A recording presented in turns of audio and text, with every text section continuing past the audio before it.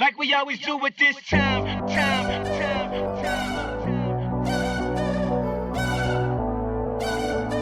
I got to shine, to shine, to shine, to shine.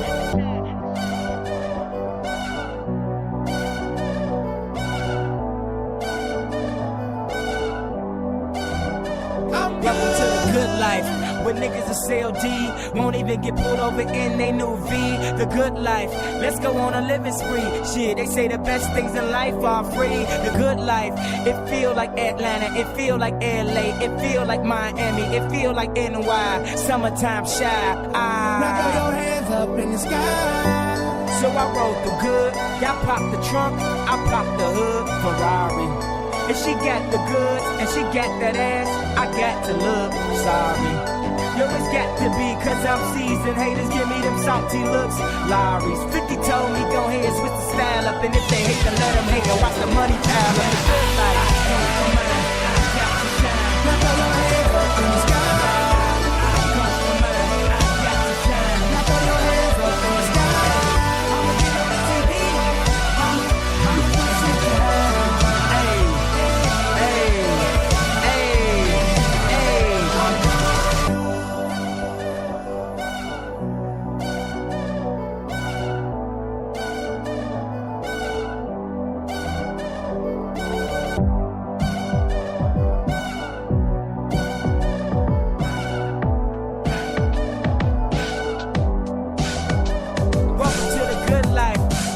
The girls who ain't on TV cause they got more ass than the models. The good life, to keep it coming with the bottles. So she feel booze like she bombed out a Apollo. The good life, it feel like Houston, it feel like Philly, it feel like DC, it feel like VA or the Bay or yay. Hey, this is the good life.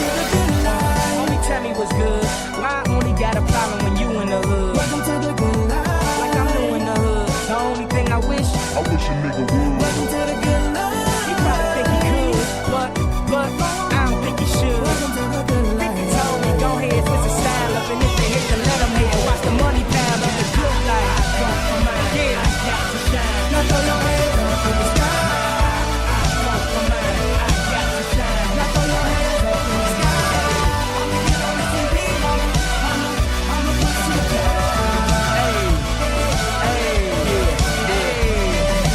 Have you ever popped champagne on a plane? While getting some brain with that ass, she said I never seen snakes on a plane. Whether you broke or rich, you gotta get this. Having money's that everything that having it is. I was splurging on trips, but when I get my car back activated, I'm back to Vegas. Cause I always had a passion for flashing. Before I had it, I closed my eyes and imagined the good life. Better than the life I lived when I thought that I was gonna go crazy. Now my grandmama is the only girl calling me baby. If you feeling me now, then put your hands up in the sky. Let me hear you say,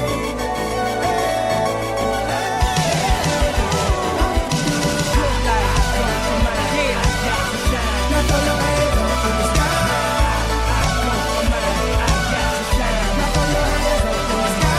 Good life, yeah, I got to shine. Now throw your hands up in the sky. I got to shine. Now throw your hands up in the sky.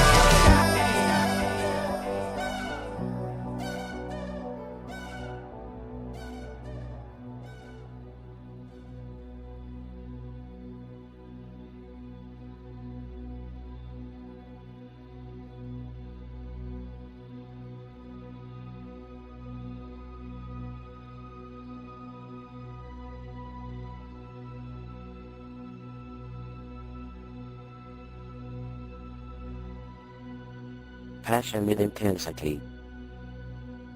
It's a complicated fusion. We are catapulted towards death.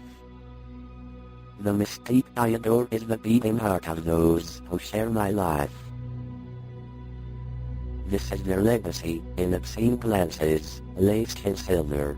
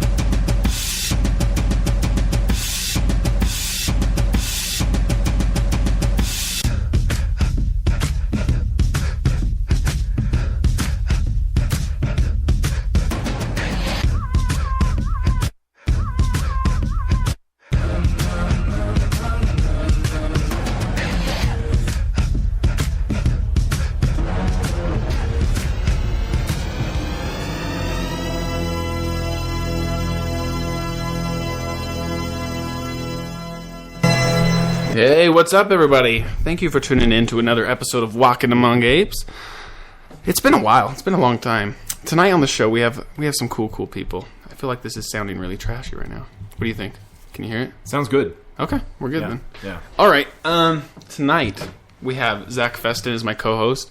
Sadly, Jeff couldn't make it tonight, but that's okay. And then we also have Paul. How do you say your last name? Is it Duane? Duane. Yeah. I love it. Easy. What is it? Nationality? What do you think it's from? I don't know. Or do you know? It's actually my dad's name. Okay. My dad's Oh, first really? name. It's my middle name. I don't use my last name. Oh, there you go. Yeah. That's interesting. What is? Well, you don't have to tell you your last name. But is there any, secret. what's your reason why you don't go by? Because your last name? my real last name is so boring. I'm basically the John Doe of Utah. That's pretty interesting. Yeah. And there's another photographer that has makes my sense. same first and last name. That sucks. But I've lost work. Okay, too. and we're going to talk about that as Yeah, well. yeah. Anyway, I want to get so- into photography and why everyone thinks they are a photographer. Certain people. I'm saying Oh yeah, we could talk about it for a teen really long kids. We're going to get into it. But anyways, I'm going to do one commercial really quick, and it's going to be for Salt City Float Lab. Have you ever been there? Have you Love ever done those it? guys. Awesome. It's Yeah, amazing. great guys. They were on our show Yep. like 5 weeks ago. Awesome owners, great people. If you guys have never done sensory deprivation or floating or any of that, go check them out. They're awesome people. Their website is saltcityfloat.com. And I know if you tell them about this podcast, they cut you a deal, and it's $40 for an hour float, I believe, which is better than the normal rate. So you just tell them you heard about it on the podcast. They'll hook you up. You're hooked up. Try it out. It could be life-changing. And so if you continue. I don't know. What did you think about it? Let's talk about floating for a second. Floating. Yeah, I'd heard about floating How'd you- a lot. yeah, how'd you hear about Joe Rogan, That's which how is I how heard about him. most people. Yeah. And so I had them on my show, on my radio show. We talked about it, and then a few days later, I went in and I did a float before. No. Okay. My chronology is messed up. You're fine. So you heard about Joe Rogan. Had him on the show, Okay. and then I went and did a float. And it was an amazing experience. I can understand. Your first float was? Yeah. Okay. Yeah, and I've only done one so far. I'll be going back. You got it. My second was For- unreal. Sure. Yeah. I mean, the first was almost unreal. But yeah, it was the most amazing. One of my main concerns going in there is that I have this huge head, and I thought I'd have to like hold it up out of the water. You know? Okay, I didn't yeah, think yeah. I'd be able to totally relax. I totally could. Yeah. It was incredible. You almost float on top of that water. You know? No, it's true. I think it's like 800 pounds of So Epsom salt and much. stuff. It's Yeah. It's kind of hard to describe without actually seeing it or understanding what it is. But yeah, no. So you loved it. Oh, yeah. yeah. You're gonna love your second time. It's because I just barely did my second. I've only floated twice. At my second one, whereas your body knows what's going on. Right. You can get into it way faster, and then I don't know. And what they were telling us on the show is that if I were to go back again, I need to. I want to try binaural beats. They have an iPod. You can plug your own iPod or something into it, but I don't know if that would take away from the actual, hence deprivation of sensory. Right. But it'd be worth a shot. So I'm gonna try it. We'll have to see. Cool. But yeah. So okay, how did I meet you?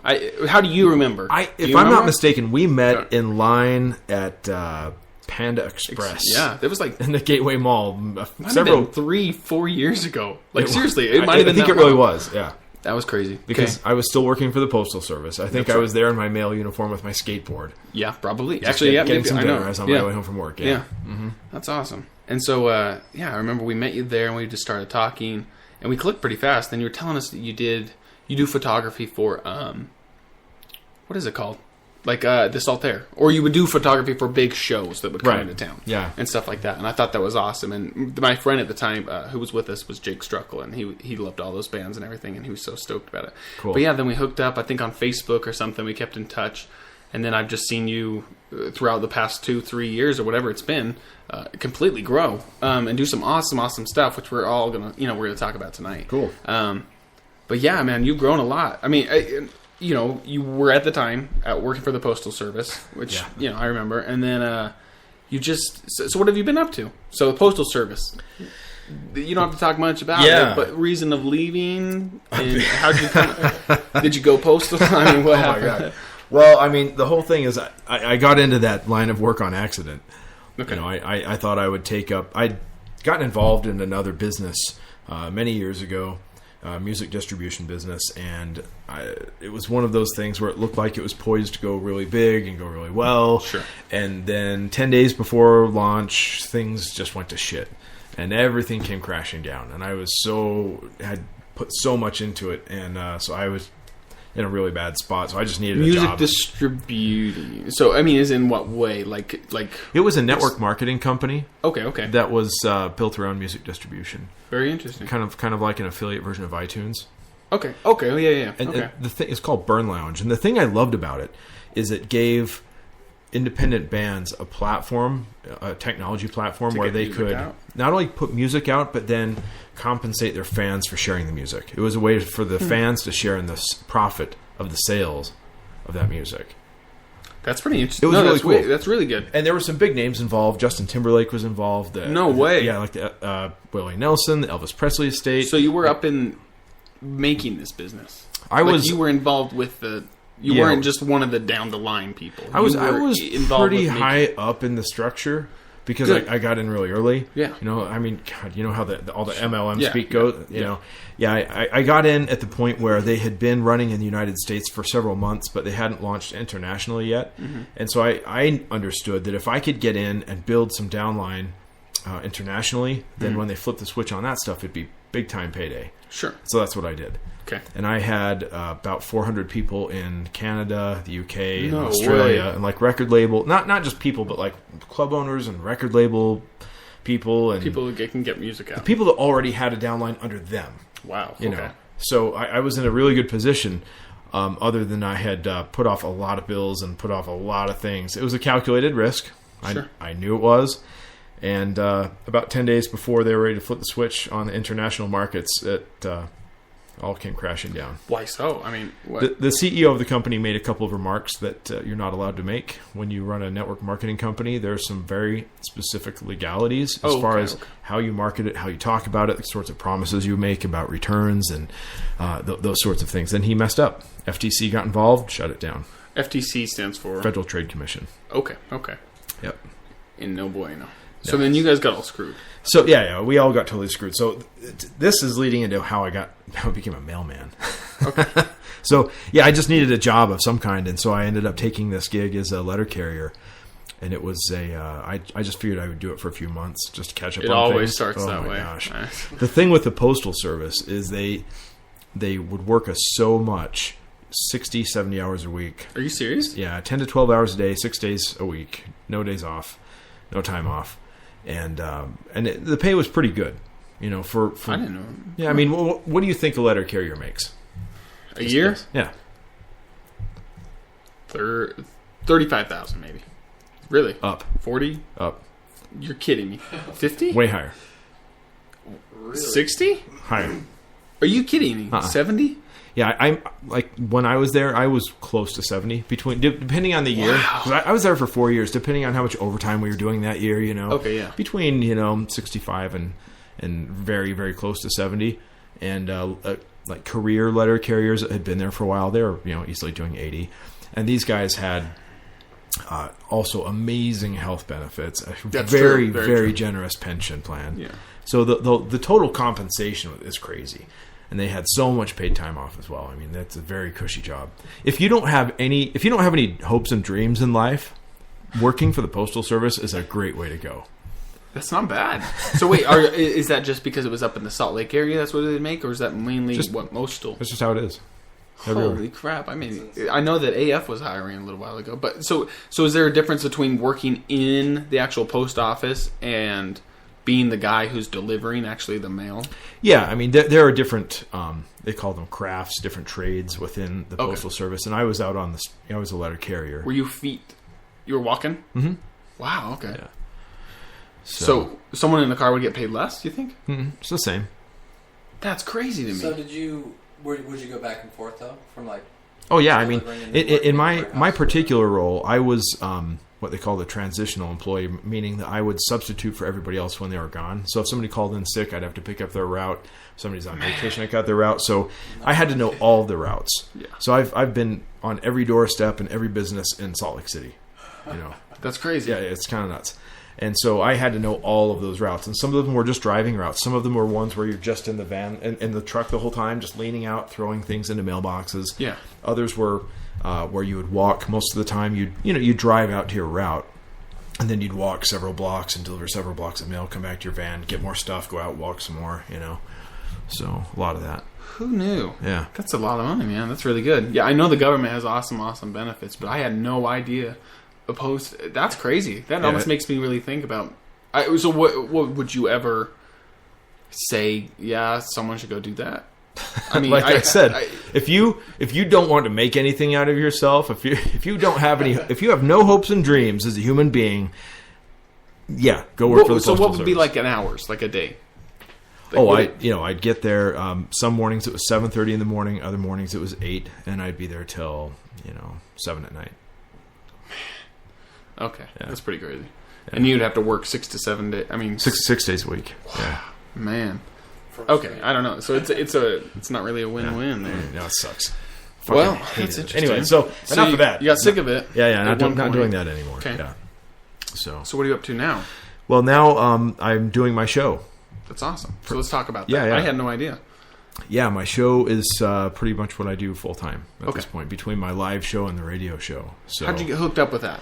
So that actually, that's it's awesome. funny that we should talk about the Postal Service, because to talk about my show, Yeah. probably be appropriate to talk about the Postal Service. So the only way I kept my sanity during those years was to listen to podcasts and audiobooks all the time. Amen. Yeah. And so that's the one good thing about that job, is I was able to consume so much amazing information.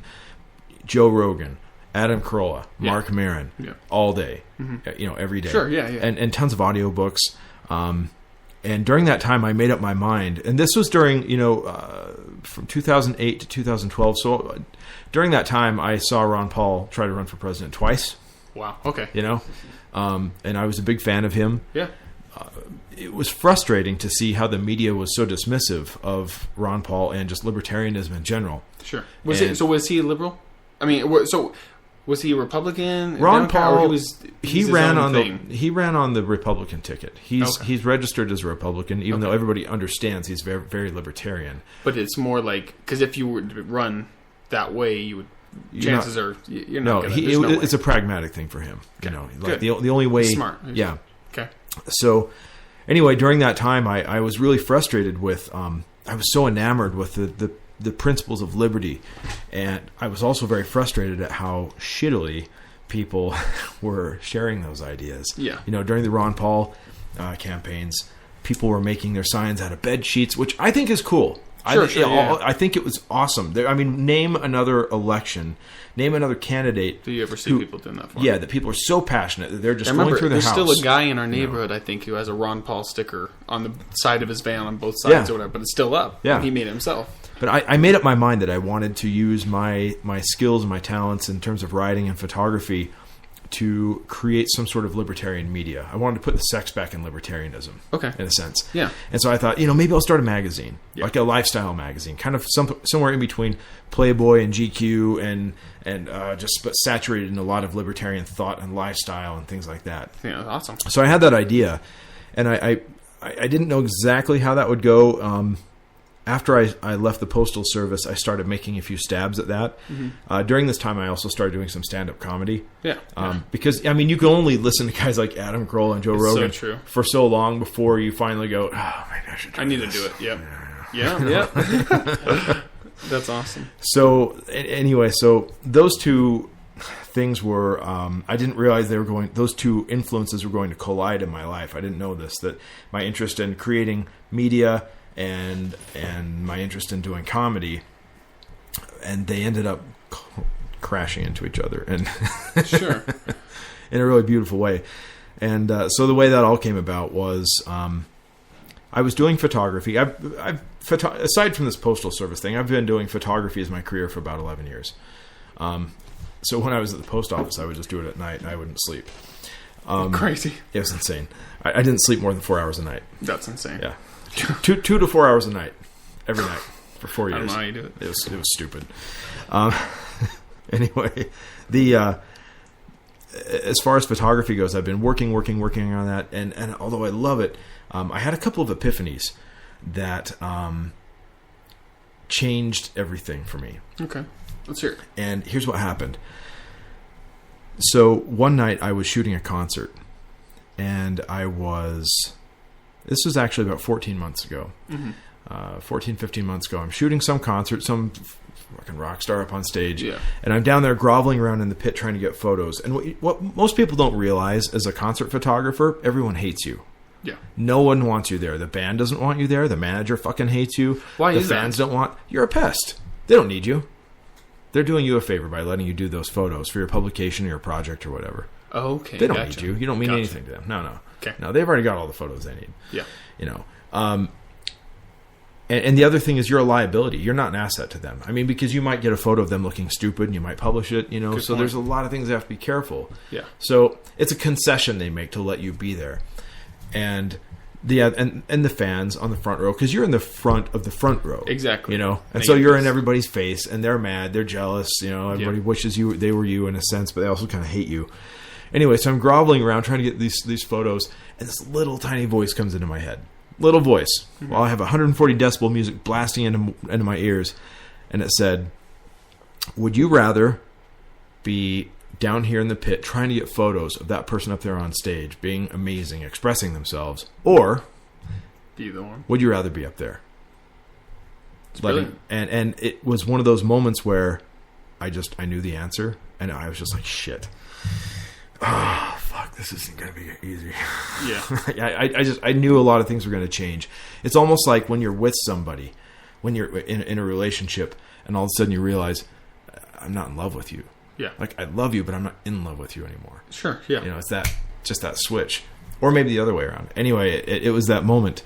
And a few weeks after that, I was at a party, and my photography was I was really struggling to make the business end of it go. And one night I was at a party, and some guys from the Metro Bar were there.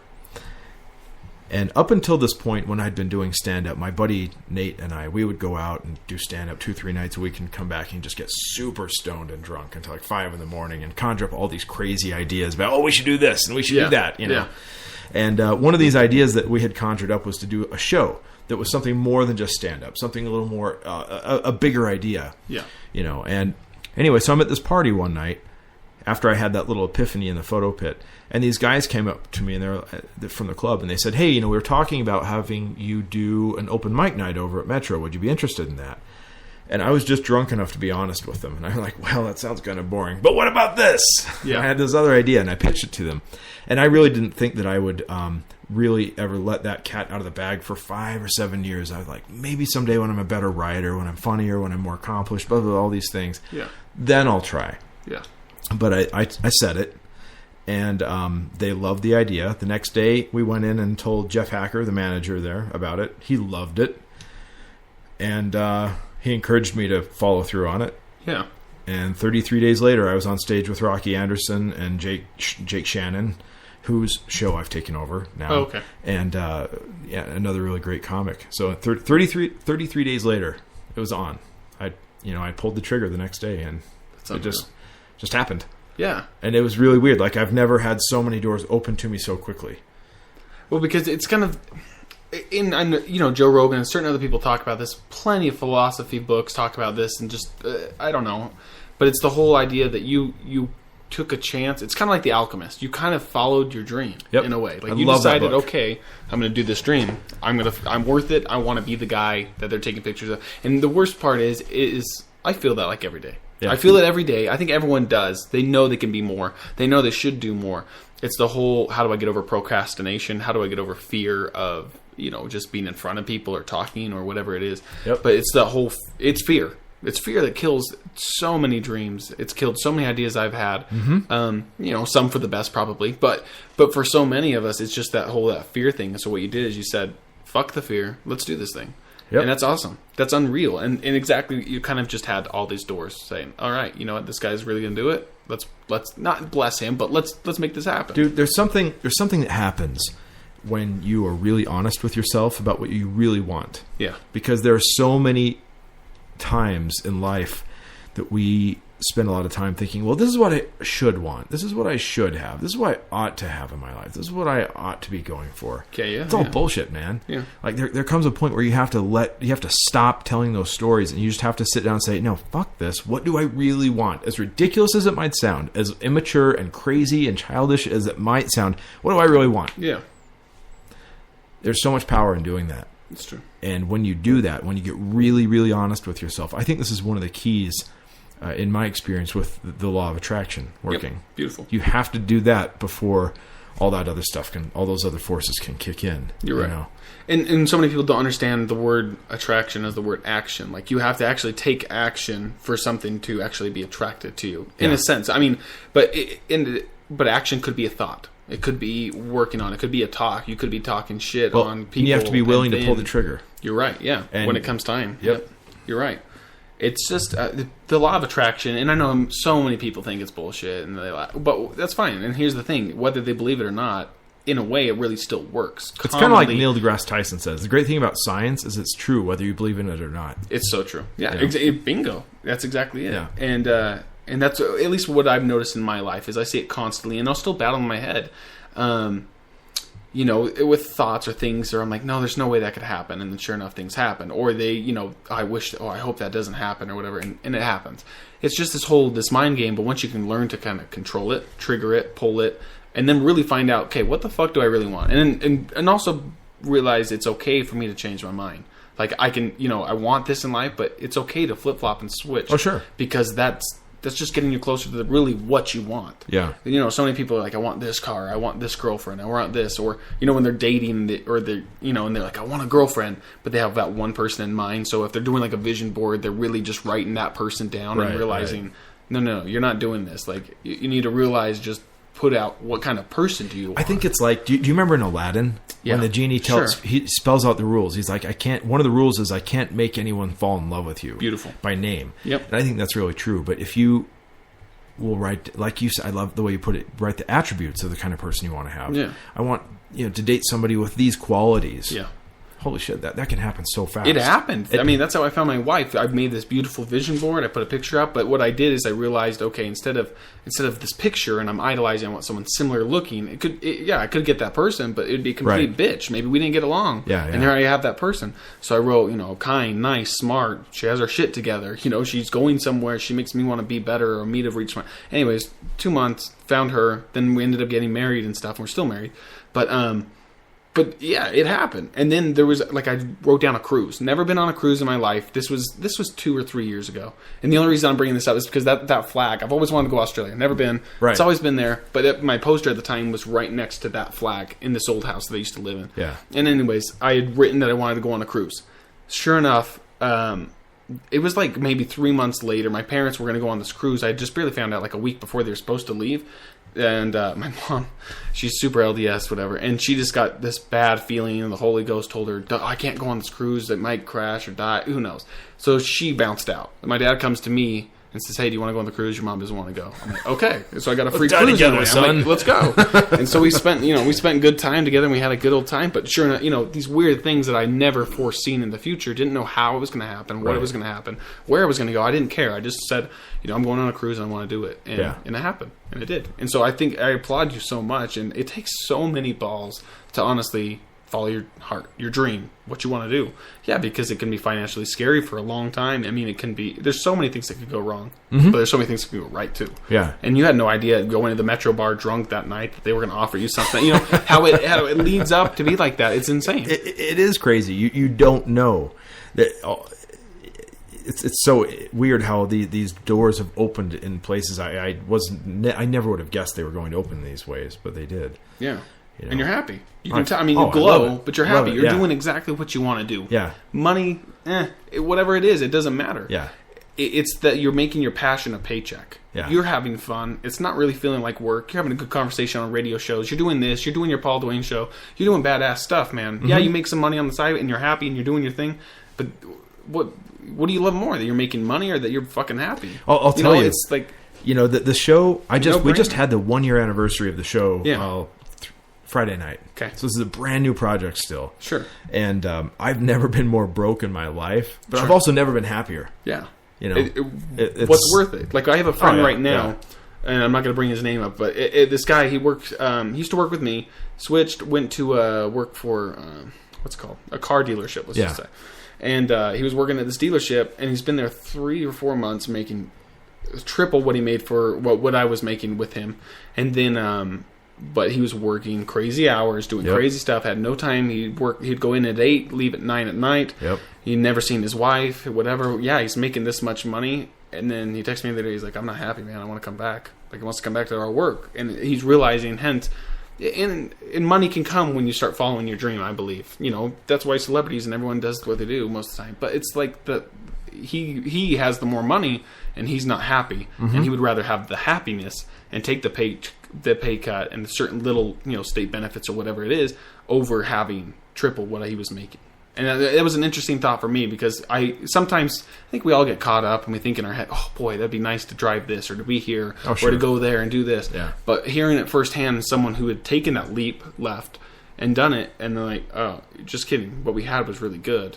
And then, and again, it wasn't his passion. It wasn't his dream, but it was the whole finances, and he wants to go back to happiness. Mm-hmm. Which I think, in being happy, that's all that matters, really. I mean, at the end of the day, I don't know. So yeah, it's very interesting that you enjoy your happiness, which is great. Yeah. I would think having a blast. So what else can we talk about? Let's see. So you did your Paul Duane show. Mm-hmm. How did you construct it? I mean, so the Metro Bar said, "Let's do this thing." Well, then from there, did you take certain things from certain, I don't know, Jay Leno, certain people, ideas, or how did you want yours to be different than others? Well, it's a simple idea. A couple of years ago, I was at a party at the Salt Lake City Photo Collective, and I was there, and I met one of a photographer that I've looked up to for a lot of years, Jake Garn. Okay. And in all my years of doing photography, I'd kind of keep an eye on who the best photographers in the state were, and in my mind, it was Jake Garn and Justin Grant. Okay. And then everybody else was under them in various degrees, and but I'd never met either of them. And so I was at a party a couple of years ago, and Jake was there, and it was a great party, beautiful people, drinks, music, blah blah blah, just good times. And Jake said some things to me that were really challenging, and he kind of called me out on some things, but in a really nice way. Mm-hmm. And my life started changing and evolving pretty quickly after that. Positively or negatively? Absolutely positively. In beautiful ways. Yeah. So taking constructive, what's it called? Criticism, I guess? It wasn't even criticism. Huh. He just floated some ideas out there. Really? Yeah. And so, I mean, we've all been to a party before where you meet somebody that you've heard of before, that you never had a chance to talk to, or somebody you've never met before. But at any rate, somebody says something that blows your mind a little bit, and you come home the next day and you live your life just a little bit bigger than you did before. Yeah. It's a simple idea. That's all it is, man. I'm just, with the Paul Duane Show is just really me trying to pay forward that experience. That's it. I think that's why I do this podcast to an extent, is here we are. Because nowadays, and again with your Paul Duane Show, is this whole idea of technology. It's changing the world. We all know it. It's getting crazier and crazier, maybe not even for our best, but everyone's on their phone. If you want to text a friend and hang out with a friend, yeah, that's fine. But good luck actually having a conversation for 3 hours without a phone involved, with whatever. And that's why I'll try to do this podcast to an extent. It's like, we're having a fucking conversation. I get to meet you for the first time, whereas in maybe we're hanging out in a group, right? And I can just, oh, hey, okay, I know Zach. Yeah, okay. Yeah. Hey, what's up, man? How you been? Okay, good. That's it. We're having a conversation where I get to learn your story. Now you're telling me, the Postal Service. I learned something new. I didn't know they made that much money. I'm also learning that here's a guy. He fucking followed his dreams. It's working for him. It's working. He's happy. Look at him. He's doing good.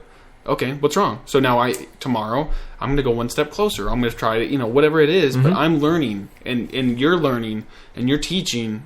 And it's so funny just by being, if you can be your genuine self, everyone who's listening or anyone. I think that's why I like Joe Rogan's podcast, any podcast really. Is so many different people, but you'll grab so many different things or learn so many things you didn't know. You're like, oh, and you'll change your life. Maybe you diet. Maybe you decide to work out. Maybe you decide to be happier or to look at and read a new book that will change your life. Yep. And then all it was is because I listened to an hour program or whatever it is. Your radio show. You bring in a guest. I like him. Changes someone's life. Conversations are important. Yeah, you're right for sure. And we're losing them. It's weird. It's scary, and I'm scared for our kids. I mean, I don't know. I just feel like as more technology comes, I'm scared that people are going to be more distant with it. Like the dating game, right? It's just, let's Facebook, let's hang out, let's meet up, whatever. That's fine, though. It's good. I mean, it works. But whatever happened to just going out and saying, hey, you're beautiful. Like, and let's go on a date. You want to go walk in the park, or you go do something fun, or something, you know, face-to-face conversation where you actually, whatever, for the first time, are making an intent, like, I like you. I think you're beautiful. Let's hang out. Yeah. Instead of these, I'll text you. Like, it's face-to-face is getting weird for people now. What do you think? You know, that's a funny thing. So I was married for 7 years, and then I got, our marriage ended, and I've been divorced for 9 years, and so I've dated a lot over all that time. Yeah, and I became involved in the whole pickup community. Read The Game by Neil Strauss. That's actually how I got my wife. I'm not gonna lie. I did the same. I'm not gonna lie. It was that book. That book was amazing. I want to hear what your first neg was you dropped on her. I can't even remember. I don't even know. But I learned so much just like about... Oh, yeah. Anyways, but I had dated many girls before I met her, but it was using the situation, and it was sucked because it's like... And I don't know how you felt. I'm going to bring this up real quick, and you can tell. But just that...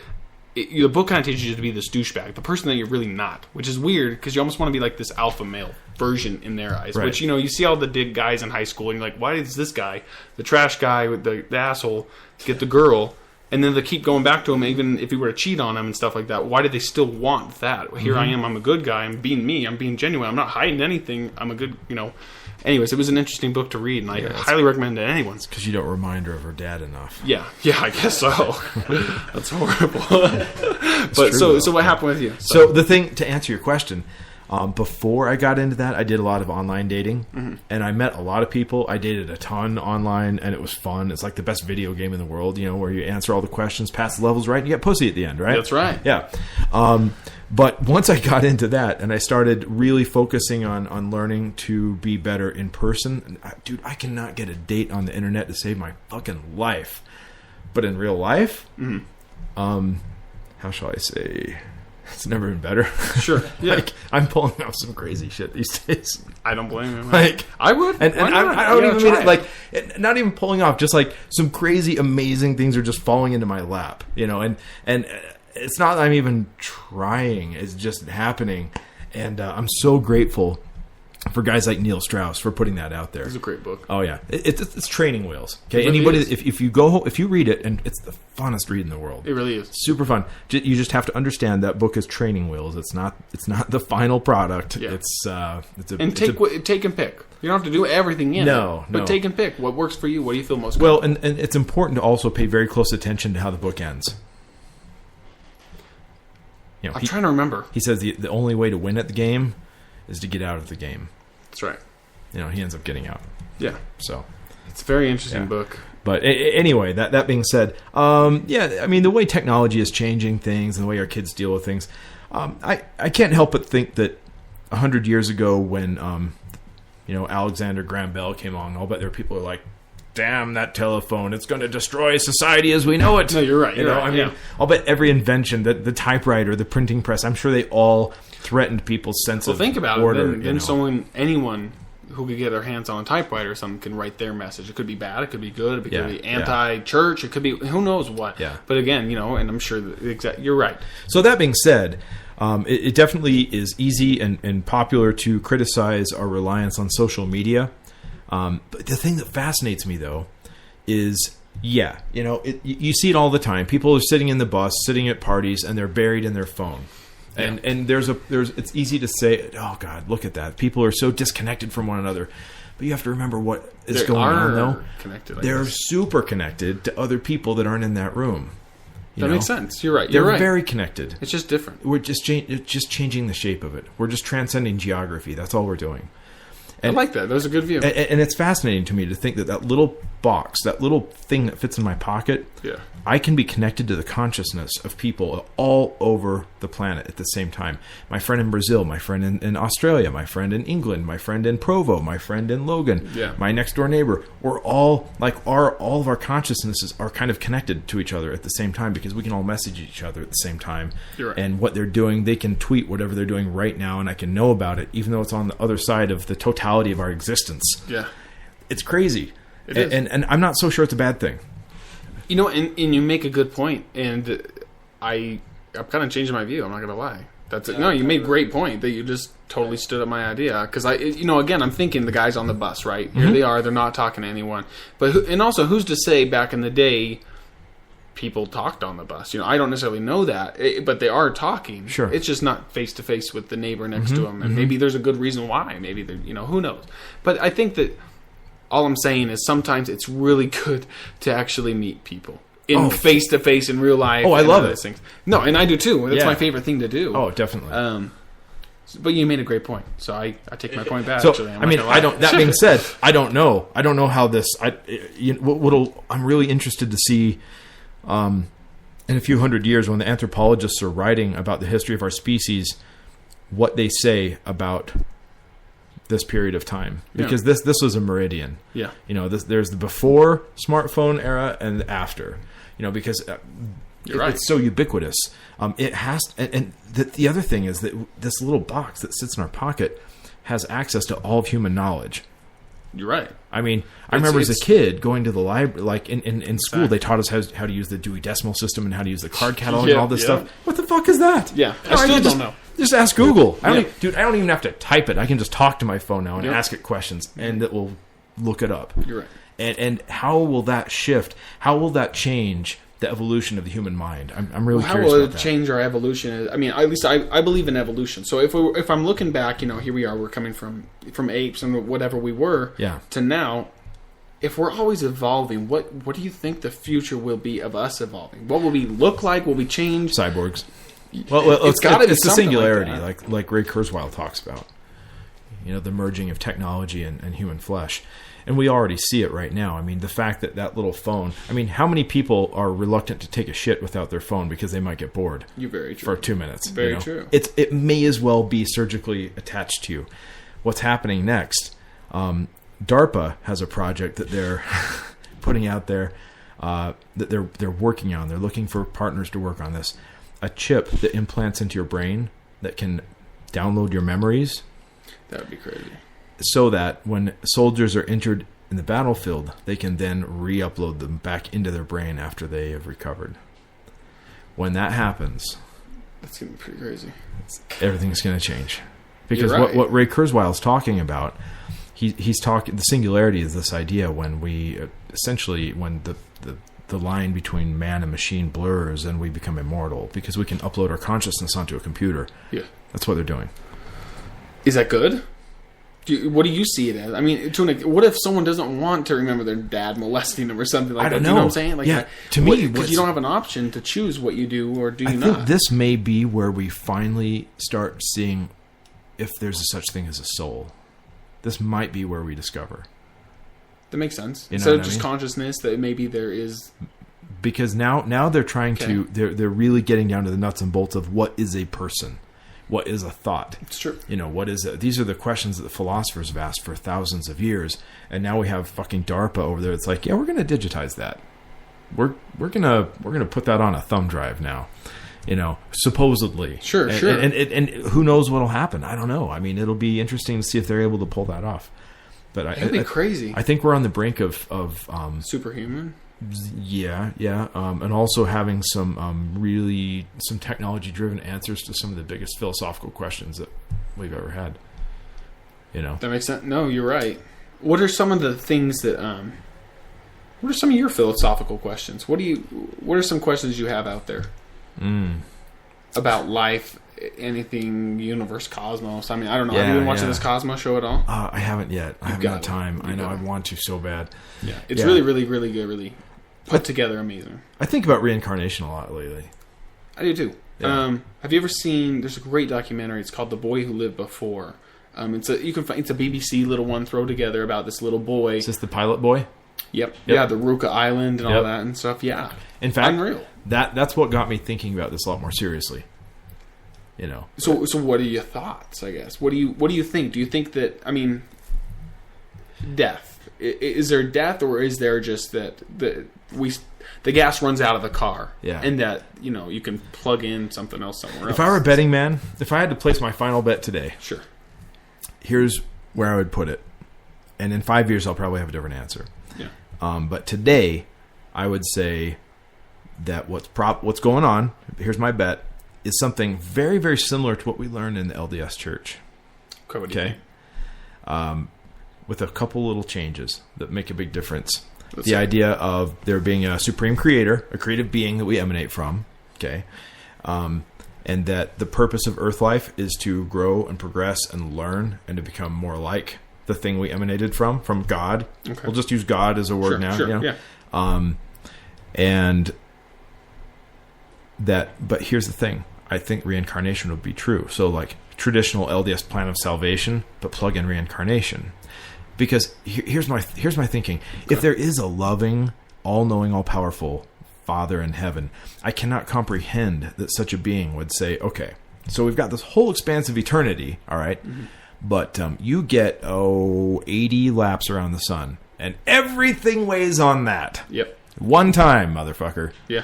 80. 80, if anything, is nothing. Yeah, you're right. Dude, you can 80. I mean, I can spin my finger around 80 times right now, and it's 80. It's nothing. Yeah. And I just can't buy into that. But on the other hand, when I take a step back and say, no, but what if God is like, hey, this is the classroom I built, and take all the time you need?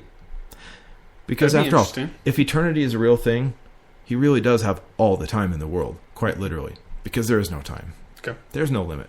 No, you're right. There's no time. That's one of the things that's what we made. Exactly. Time is just a linear construct of our brain, you know. Yeah.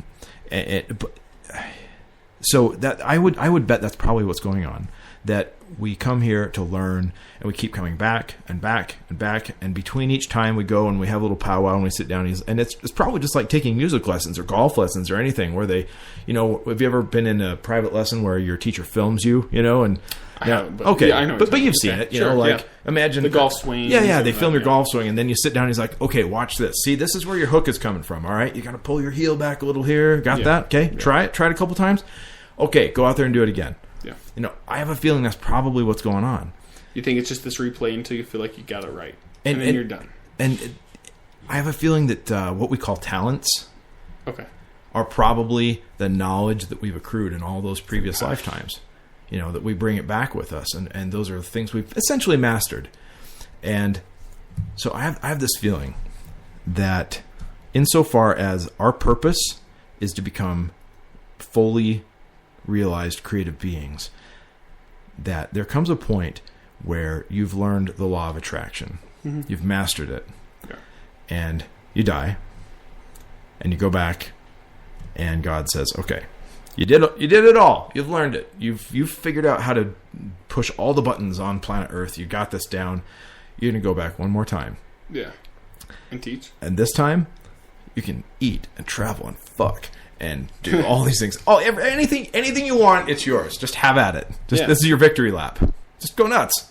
It's a good thought. Yeah, no, that seriously is a good thought. Because have you met those people that just show up and they seem to just like whatever they want to do, it just comes so easy to them, and it's just, life's easy, man.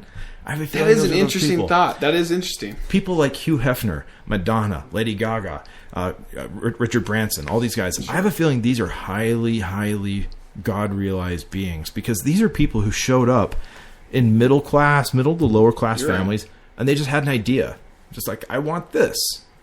And they manifested it. They've created it out of nothing. Here's my question. Do you think you're on your final lap?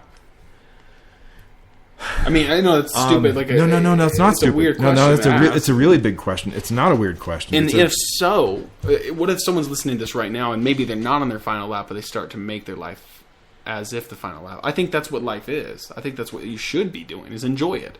Yeah. It's kind of like the movie. You know, someone watched it, but someone's on the phone. They're missing parts. They're not catching everything. They're talking to so-and-so. They're eating the popcorn. They've got to run to the bathroom. They're missing part of the movie. Yeah. Someone sits down, fully engulfs and feels the emotion. Like, you know, maybe they're watching the Notebook or whatever. Someone gets it. The one guy, this is a stupid movie. But if they really watched it and like, oh my gosh, I'm learning the lessons here. Okay, there's this, there's that. Okay, love is real. Okay, I remember doing this. Okay, this is a good time. Like enjoying and really understanding the movie, and then leaving the theater and be like, all right. I fucking got it. Like that was my life. Like I feel like I don't know, but what if I don't know where I'm going with this. What do you think? Do you think you're on your final lap? And if so, should you live as if every day is your final lap? In a weird way. Yeah, that's an interesting question. I don't know, man. I don't think I am, just because I'm so painfully aware of all my shortcomings and all the things I'm still trying to learn. I mean, there's so many lessons of manifestation I haven't mastered yet. Okay, yeah. Yeah. So But you have a lot of years still. oh, tons. Yeah. I don't know. That's a very interesting, good thought. There's this other like idea that I came across a while ago. Have you studied Buddhism much? Yeah. Have you heard of the term bodhisattva? No. Okay, so in Buddhism, there's this idea that when a being becomes God realized or attains enlightenment, that they can do one of two things. They can either remain in that state of enlightened bliss forever, or they can enter into a covenant to come back to Earth over and over and over again to help all their sentient beings achieve enlightenment, and to keep coming back until everybody's achieved it. And that's that person is referred to as bodhisattva, and it's not one person; it's a state of being. Okay. And I had a. Have you ever heard of Genpo Roshi? No. Genpo Roshi is considered one of the most important. He's considered to be the most important teacher of Zen Buddhism in the last 200 years, and he has operated out of Salt Lake for a lot of years. Okay. He's in Maui now, as is everybody. But have you ever noticed that? Yeah. All the great thinkers are in Maui. I'd go. Why not? I think that is heaven gorgeous. on earth. Probably so. Yeah. Anyway, but I had him on the show a while ago, and we talked about that. And Genpo feels like he is bodhisattva. And he pointed out that some people may become bodhisattva between their lives, so they may come back into birth as that. Or some people may achieve it during their life. You may show up and have just a couple little kinks to work out, and then you attain that enlightened state, and then make that commitment. And some people, like a lot of these monks, will just stay in their monastery, and they'll just stay in this state of enlightened bliss until they die. Yeah. And that's fine. They can remain there. They don't have to come back and help everybody else. But there's some that do. And so I think that we all have the potential to be that. That's the thing. All of us have that in us. And I think it's... I think everyone should do it on the daily. Like with things that we've learned, conquered, mastered. Yeah. And I see someone else struggling with it. Don't go out of the way to the point where it sinks both of you down. Like, I don't know. There's a good book that I'm reading right now. It's called The 48 Laws of Power. Yeah. And it mainly is just about how to gain power in your life, how to gain power at work, how to gain power over your friends, business, assholes, whatever it is to gain power within yourself. So, it takes every one of the laws that are just 48 different ways to kind of manipulate, learn, whatever, and it tells stories and of history. So like one guy was here's just a crazy one, but how he manipulated and kind of got in the trust of Al Capone. Was this guy, he had 40 he went to Al Capone and just said, "Hey, give me 50 grand and I'll come back and I'll double it and I'll give you, or no, give me 100 grand and I'll double it and give you 200 grand. And Al Capone, I mean, this is a nice dressed guy. Normally he would never ever do this. Nice dressed guy, just had smooth words, just said, look, it doesn't matter how, don't worry about it. I've just got some business ventures. I'm going to flip your 100 to 200 grand in 2 months or something like that, 60 days. And so Al Capone was a little, and then anyways, he's like, okay, why not? I'll do it. And then so he gave him the money. So the guy goes and puts this in a lockbox at the bank, had no intention of ever actually doubling the money. Just put 100 grand in the briefcase at the bank. 2 months later, grabs it, pulls it out, goes back to Al Capone and says, hey, I messed up. Like, I'm sorry, my business ventures didn't go through or whatever. And Al Capone was ready to kill him. He's like, but I have your money. So here you go. I'm sorry. And gave him the 100 grand back. And then Al Capone was like, what? Because he's so used to everyone not giving him money, cheating him out, losing the money, whatever it is, making excuses. And here was a guy who really had no intention, but got his trust and was like, you're telling the truth. Like, you're being, okay. Well, and then he got in on his high thing and ended up taking down Al Capone and stuff. But he had no intention. And so he gave him $5 grand. He's like, well, yeah, I really wish I could have flipped the money. But anyways, and he's like, well, here's $5 grand. And then ended up getting to be a side buddy that helped. Anyways, took him down kind of. But it was this whole idea of manipulation and learning powerful and things like that. And it's just really interesting that certain books or certain things or knowledge, those people who maybe write a life-changing book, maybe it's secret, maybe it's whatever you find that's like holy, like The Alchemist maybe. Mm-hmm. It clicks with you follow your dreams, you're like, okay, I'm going to do this. That guy, in a way, is, he's not maybe one-on-one with everyone, but he is teaching so many people to be, hence this enlightened, get to your happiness, your bliss, your whatever thing. Anyway, good book. Just throwing that out there. Yeah. Read it. It's really interesting. Cool. But yeah, so what do you... What would you consider yourself religious-wise or ish-wise, philosophy, whatever you call it? Do you believe in one true only religion? I know that's a crazy question, but what do you think? Yeah. No, I like to consider myself a hopeful agnostic. Okay. You're hoping that there is something out there. I would love there. What to be something. do you think about Prometheus? You ever seen Prometheus? Not yet. Oh, okay. Well, then what do you think about possibly... This is my idea. I'm atheist. I was that for a long time. And here's the deal. God shows up today. There he is. And then I'd start worshiping him. Mm-hmm. I have no problem with it if that were to happen. Sure. But I still have the idea and totally think that there is... I know there's life outside this little planet here. When you watch Cosmos, when you watch all these things, when you look up in the night sky in a dark desert, you just know there's something else out there. Oh, yeah. Something, it's just, we kind of just happened by chance, scientifically wise, in the Big Bang, and how everything works out perfect. The fact that the sun is the perfect measurement, and not to burn us on fire, but yet not too cold that we freeze. Mm-hmm. Then the moon, and the everything how it works is so perfectly. I'm not saying that a grand design had to make it, but for the longest time I thought, okay, maybe there's this, galaxy of, obviously evolved beings, aliens, extraterrestrials, whatever you want to call it, and they're kind of set up like a UN, and then it's their galaxy of planets, and they're like, okay, well, let's have a fun. This is the petri dish. This is called Earth. We found it over here. It looks good. We're gonna plant life here. Here's this breed. Here's this breed. This breed. Leave us. Right. Have you ever watched Ancient Aliens much? No, but I know the idea of alien god theory. It's kind of like that. Yeah. That's what I'm thinking. It's possibly, I know there's life outside there. Have they ever made 100? I don't know. There's just a lot of stuff in the ancient past that maybe. Here's the thing: if Atlantis were real, if the Egyptians that talk about aliens and all these people and these things, 90% of people now reading that would just think, they're just like Zeus and they're praying to that god and this that. Or then there's the other 10%. I mean, there's a lot of stuff that really can't be explained. I mean, so many things can't be explained, and why they're there, and what they're for, and anyways. But going on, just like that's kind of my theories. Prometheus, in a way, is us in a couple. I don't know how many years, but the movie is the prequel of Alien, and that they go on.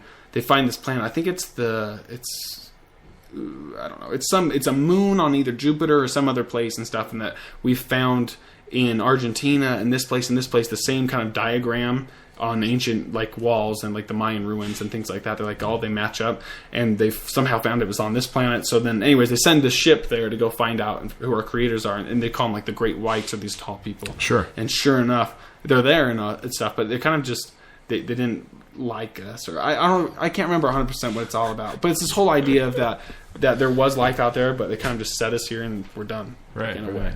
I don't know. That's my thought. But would I love to think that there is a God, that there's someone up there who loves us, cares, and listens to me and everything? Yeah, I would love to. I have a hard time, but I'm not denying that if it were to happen, then that's fine. I would totally be down for it. Yeah. But here's the thing. That's just my thought. That's just one thought in this giant consciousness. Doesn't mean I'm right. Doesn't mean I'm wrong. It's me. I don't think we even know how to ask the question properly. You're right. Maybe there is no... I think I have a feeling that when we emerge onto the other side of consciousness, after we quote unquote die, we'll realize that the questions we are fretting over were incorrectly constructed to begin with. We weren't even asking the right way. We didn't even know how to ask the right question because, do you watch any of the old Carl Sagan stuff? Sure. Yeah. Okay. Have you seen him talk about the fourth dimension? Just this. Is it the? It's the pretty flatland. much like. Have you seen that little flatland thing that he does? I don't think so. Okay, so he has this really cool explanation of what the fourth dimension is. Okay, and basically what he points out is consider the first dimension. It's front back. Okay, second dimension happens at a 90-degree angle to that. It's left right. Okay. Third dimension happens at a 90-degree angle to that, up down. Why wouldn't the fourth dimension happen at a 90-degree angle to that? Now we can't understand that because we're trapped in dimension 3. We can condescend and we can understand dimensions 1 and 2 because we encompass all of those still, but we can't. So you're thinking the fourth dimension's after death? Here's what I think. This is a part of my bet. If I had to place a final bet today, it would be this.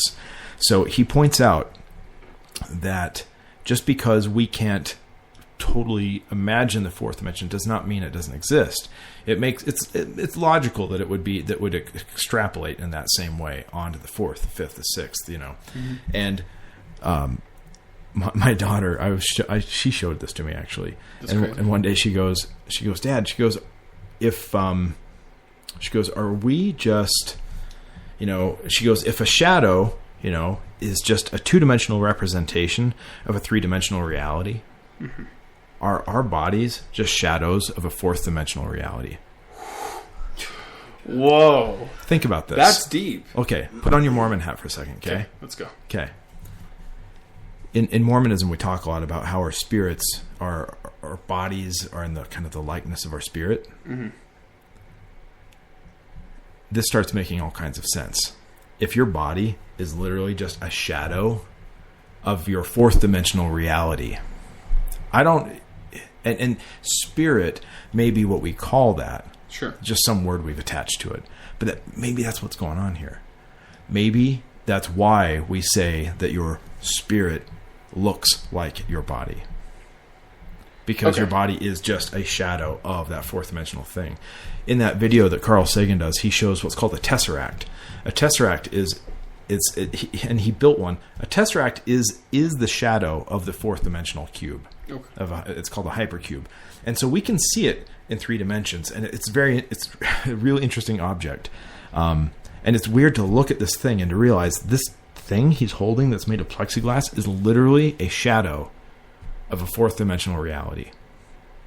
I'll have to watch this video. That's blowing my mind. It's pretty crazy. It's only like 5 minutes long. It's pretty cool. Here's another part of it's really fascinating.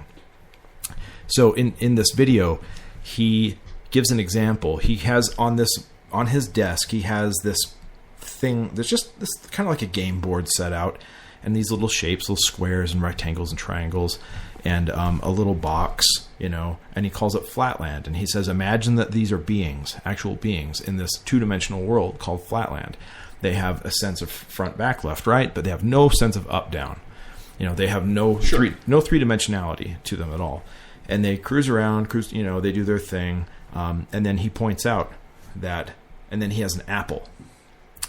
And he's holding this apple, and he goes, now this three-dimensional object comes along and takes an interest in these two-dimensional realities. Now, just because these two-dimensional realities can't conceive of this apple that's floating around up here doesn't mean the apple doesn't exist. The apple's very real. Yeah. And as three-dimensional beings, we get this. Okay. And then he points out what happens when this apple makes contact with Flatland. And he presses the apple down into some ink, and he presses it down into the little Flatland, and it makes 4 little impressions, like the bottom of an apple has. Yeah. And he goes, now this is what the Flatlanders see of the apple, just these 4 little spots. Mm-hmm. And then he points out that as the apple passes through Flatland, and he cuts it in half, and he presses it in ink again, and points out that as the apple descends through Flatland, the Flatlanders see the apple change shape, and it becomes a bigger circle, just a cross section. Yeah. Okay. And he points out that this is the only way they can this is the only way they can experience this three-dimensional object. Again, with your Mormon hat on, do you remember reading in the Book of Mormon in 1 Nephi, where the angel is giving Nephi a vision of the coming of Christ? Okay. Yeah. And he says, "Knowest thou the condescension of God?" Mm-hmm. And I've got to tell you, I'll be the first one to throw Mormonism straight out the window. Yeah. Right. But there are things about it that still ring true once in a while. And as Carl Sagan is playing with this apple, that verse just showed up in my head. And I realized all of a sudden, a bunch of dots started to connect. As this apple is condescending through Flatland, they're only seeing slices of it. And that verse popped into my head that maybe this is what's going on. Maybe Christ is exactly that. Here's one of the classic debates in Christianity, the Godhead. 3 beings are one. Mm-hmm. Most Christianity says they're one. That the Father, the Son, and the Holy Spirit are just different manifestations of one being. Yeah. Different expressions. Mormonism comes along and says, oh, no, three different entities, Sure, yeah. even though the Book of Mormon doesn't support that idea, even though the Book of Mormon is pretty clear that they're one being. Really? Yeah. It's pretty weird. See, I didn't know that. One of these days, just go read the Book of Mormon without, trust me, I need to. like, without any baggage attached to it, and it reads differently. I bet. It's really weird. I haven't read it from cover to cover since then, but like I've picked up parts of it, and like the DNC as well. I've been here and there. I'll read through parts of it, and all of a sudden, when you're not trying to fit a square peg into a round hole, it reads really differently. Gotcha. Some of it's obviously just made up, but there's some really interesting metaphors that start showing up, and this is one of them. And so I started to think, maybe that's what's gone on here. Maybe there is a God, and maybe it did enter, maybe it did condescend from the fourth and fifth dimensions down into the third dimension, and we saw that cross section of God as that person we call Jesus Christ, as Buddha, as Krishna, as Christian. I've thought about that for the longest time, that they were all the same thing, that everyone was just in different areas of the world were talking about the same being object that maybe manifested, looked differently, was different. It was an energy, it was a thought, or consciousness. And we're tripping out over locations, but we have to keep in mind this is a three-dimensional idea. Yeah.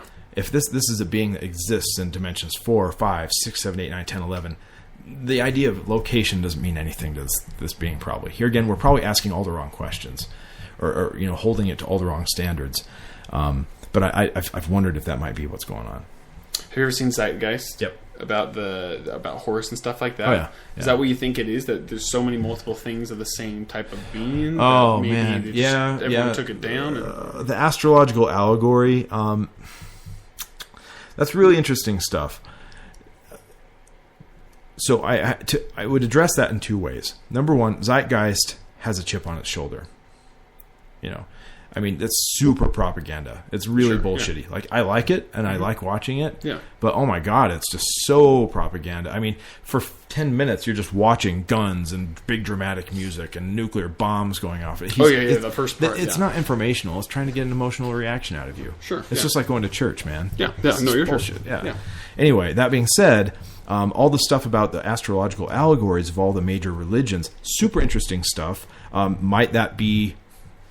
just quote unquote God being manifest in different places, different times, and different flavors? Yeah, totally possible. Yeah, I don't know. It's very interesting. Who knows? Who knows? That's the best answer. Who knows? But it's awesome that it's fun to think about. You're right. Yeah, it's 100% right. I'm trying to think of some other things. What kind of topics and things do you? Well, first off, what channel are you on the radio, and what times and stuff like that? Throw that out there. Yeah, it's on K-Talk 630 from Monday, Tuesday, Wednesday, 1 to 3 p.m. Okay. So that's a little AM radio station. We stream it live online. There's an app. All the shows are on iTunes as well as a podcast. So. Perfect. Yeah. And then what kind of things, what is the radio station all about? That radio station is it like politics? Insane. Okay. Let's hear it. That radio, it's a pretty political radio station. Most of the politics on that station are very conservative. A lot of there's like a lot of Rush Limbaugh, Glenn Beck wannabes on there. People just crying and hollering about Obamacare for hours on. Oh boy, God, I get so sick of it. Okay, what's your show about? My show is pretty simple. I want to create content that helps liberate people. I look at my role here on Spaceship Planet Earth as this. I look at the world as being a bit of a concentration camp. The world is not entirely a concentration camp, but there's a big fence around a lot of the world. You're right. And it's an ideological concentration camp, okay? Mm-hmm. And I look at my role here as being that guy to... my role is to run around the edges of the fence and find the holes in the fence and then go and tell everybody else about the holes. Good old Underground Railroad or something, yeah. Yes. Okay, I like it. Yes. So and to make fun of the guards while I'm doing it. Well, good. Yeah. So, because I think in making fun of the guards, we embolden other people to go through the holes. Yeah. So, that being said, the mission of the show is just to create content and put out ideas that may inspire other people to live their life in more free ways. It could be financially, sexually, health-wise, politically, whatever, just anything. It sounds just like my podcast. Yeah. No, I love it, man. And so, that's awesome. So I have a lot of different people on the show. It may seem kind of varied, but that's the thread that weaves through all of it. Like, for instance, today I had a sleep expert on the show. That's awesome. And so what did you guys talk about? Sleep. How to sleep better. So how can someone sleep better? Well, the short version is he's developed some relaxation techniques that allow you to go to sleep very quickly, even if you feel like your mind is racing. Sure. And the way this ties into the mission of the show is when you sleep, better sleep affects every part of your life, your health, your mental powers, all these things. I mean, your freedom as a person on spaceship planet Earth is really kind of tied to that. So that's one way people can increase their freedom. I have comics on the show all the time. Classic. I like to interview people who just creative people because they've found a way to make their thing, create their thing in the world. Because everybody in the world is a creative person. Yeah. I don't care if you're a truck driver, if you're a painter, if you just change diapers for a living. I don't know, whatever it is you do, there's some creative aspect to how you spend your day. And if you can be more creative, then you can bring more value to that situation and become more free and impart more freedom to other people. So it's all about just these sorts of things. I mean, some of it's a lot more political. Like I have a couple pet topics. Gay rights, weed, Good. currencies. So let's talk about that weed thing real quick. Yeah. Explain a little bit more. You probably know more about it. The whole Salt Lake City or the Utah just passed that thing about for children. Yep. So explain a little bit more. What is it? So this is really exciting. Yeah. I'm super excited about this. Okay. So there's an extract that can be made from marijuana that marijuana is a complicated substance. There are a lot of different compounds in it. THC, the thing that makes you feel high, is only one of them. There are processes where they can create extracts of marijuana that don't have THC in it, but they have a lot of the other compounds that have very, very very powerful health benefits. And one of them is that there are powerful anticonvulsant properties. And so there are these kids that have epilepsy, and this particular hemp extract helps these kids not have seizures anymore. Yeah, it was this CNN. I think I saw the one for whatever, and you would see the kid, and he's just twitching, can't talk, can't do nothing, flipping out, and then would take it. Gone. Totally. Yep. And again, so what are your thoughts on it? I mean, it's great. I'm happy. That bill had two aspects to it. One is it legalized that particular extract, and it also legalized research on industrial hemp, which is a big deal. So like for paper, shoes, T-shirts. Yeah. Are you familiar with with what happened that caused marijuana to be illegal in the first place? Like the whole. I've seen the union. I've seen that stuff, but So, in a nutshell, and this is why the industrial hemp thing is such a big deal. About 100 years ago, this newspaper tycoon by the last name of Hearst owns all these newspapers. And what you have to consider is that if you are a newspaper publisher, you're not in the business of selling news. You're selling paper. You're just fucking printing paper and sending it to people's houses. Yeah. So the more paper you can send, the better. Yeah. Or the more you can charge for that paper, the better, I should say. Anyway, so as any smart businessman will do to maximize his profits, he tries to take control of the supply line, so he buys a bunch of interest in the lumber industry. Because lumber is where paper comes from.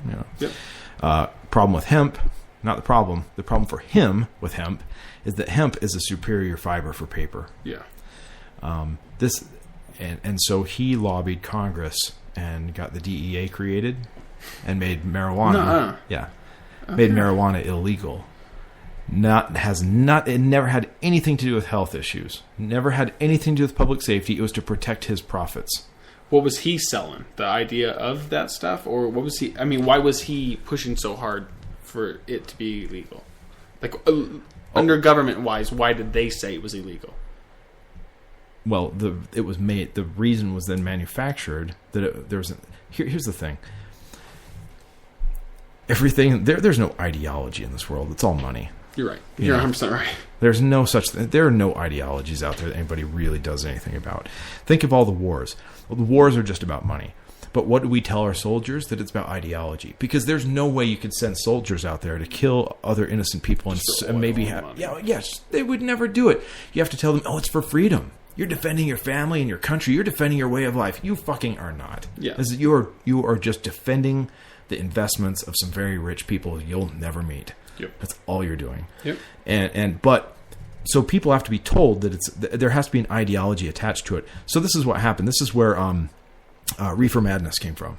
Okay. All that propaganda, like, this is where all the crazy jazz musicians, they just sit around and smoke weed all day, and they're going to rape your daughters, and they're dangerous people. Yeah, and they played the race card with the African American stuff. They made it a race issue. You bet. And so that's how he was able to sell this idea and make cannabis illegal to protect his profits.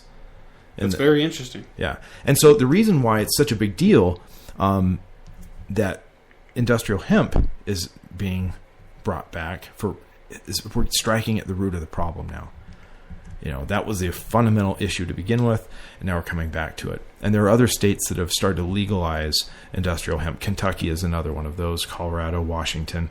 And so to see us, little old Utah, conservative Utah, open that door up. Gay rights for a minute. There's some cool stuff going on here, man. Yeah.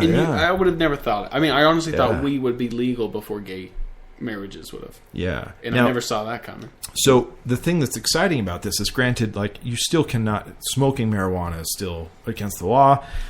No ifs, ands, or buts about it. But this changes the conversation and the public consciousness about this. Now all of a sudden we're going to start hearing more stories in the news like, such and such kid was helped by this cannabis extract. Right. And this idea is going to get repeated over and over and over again in the media. Cannabis is medicine. Cannabis is medicine. Cannabis is medicine. It's a plant. And, it is. It's cannabis. crazy. Cannabis is paper. Cannabis is rope. Cannabis is fiber. Cannabis is all these amazing things. I have cannabis shoes. I have protein powder, that hemp force from Joe Rogan. It's amazing stuff. Yeah. And so what's going on here in Utah? That's going to start that conversation. So maybe in 5 years or so, when it comes back around, like, okay, so what about medical marijuana? Yeah. It's going to be a lot easier for people to be like, sure, I mean, we're not afraid of it anymore. Yeah. We can regulate it. Plus, Colorado is just fucking doing such brilliant work over there.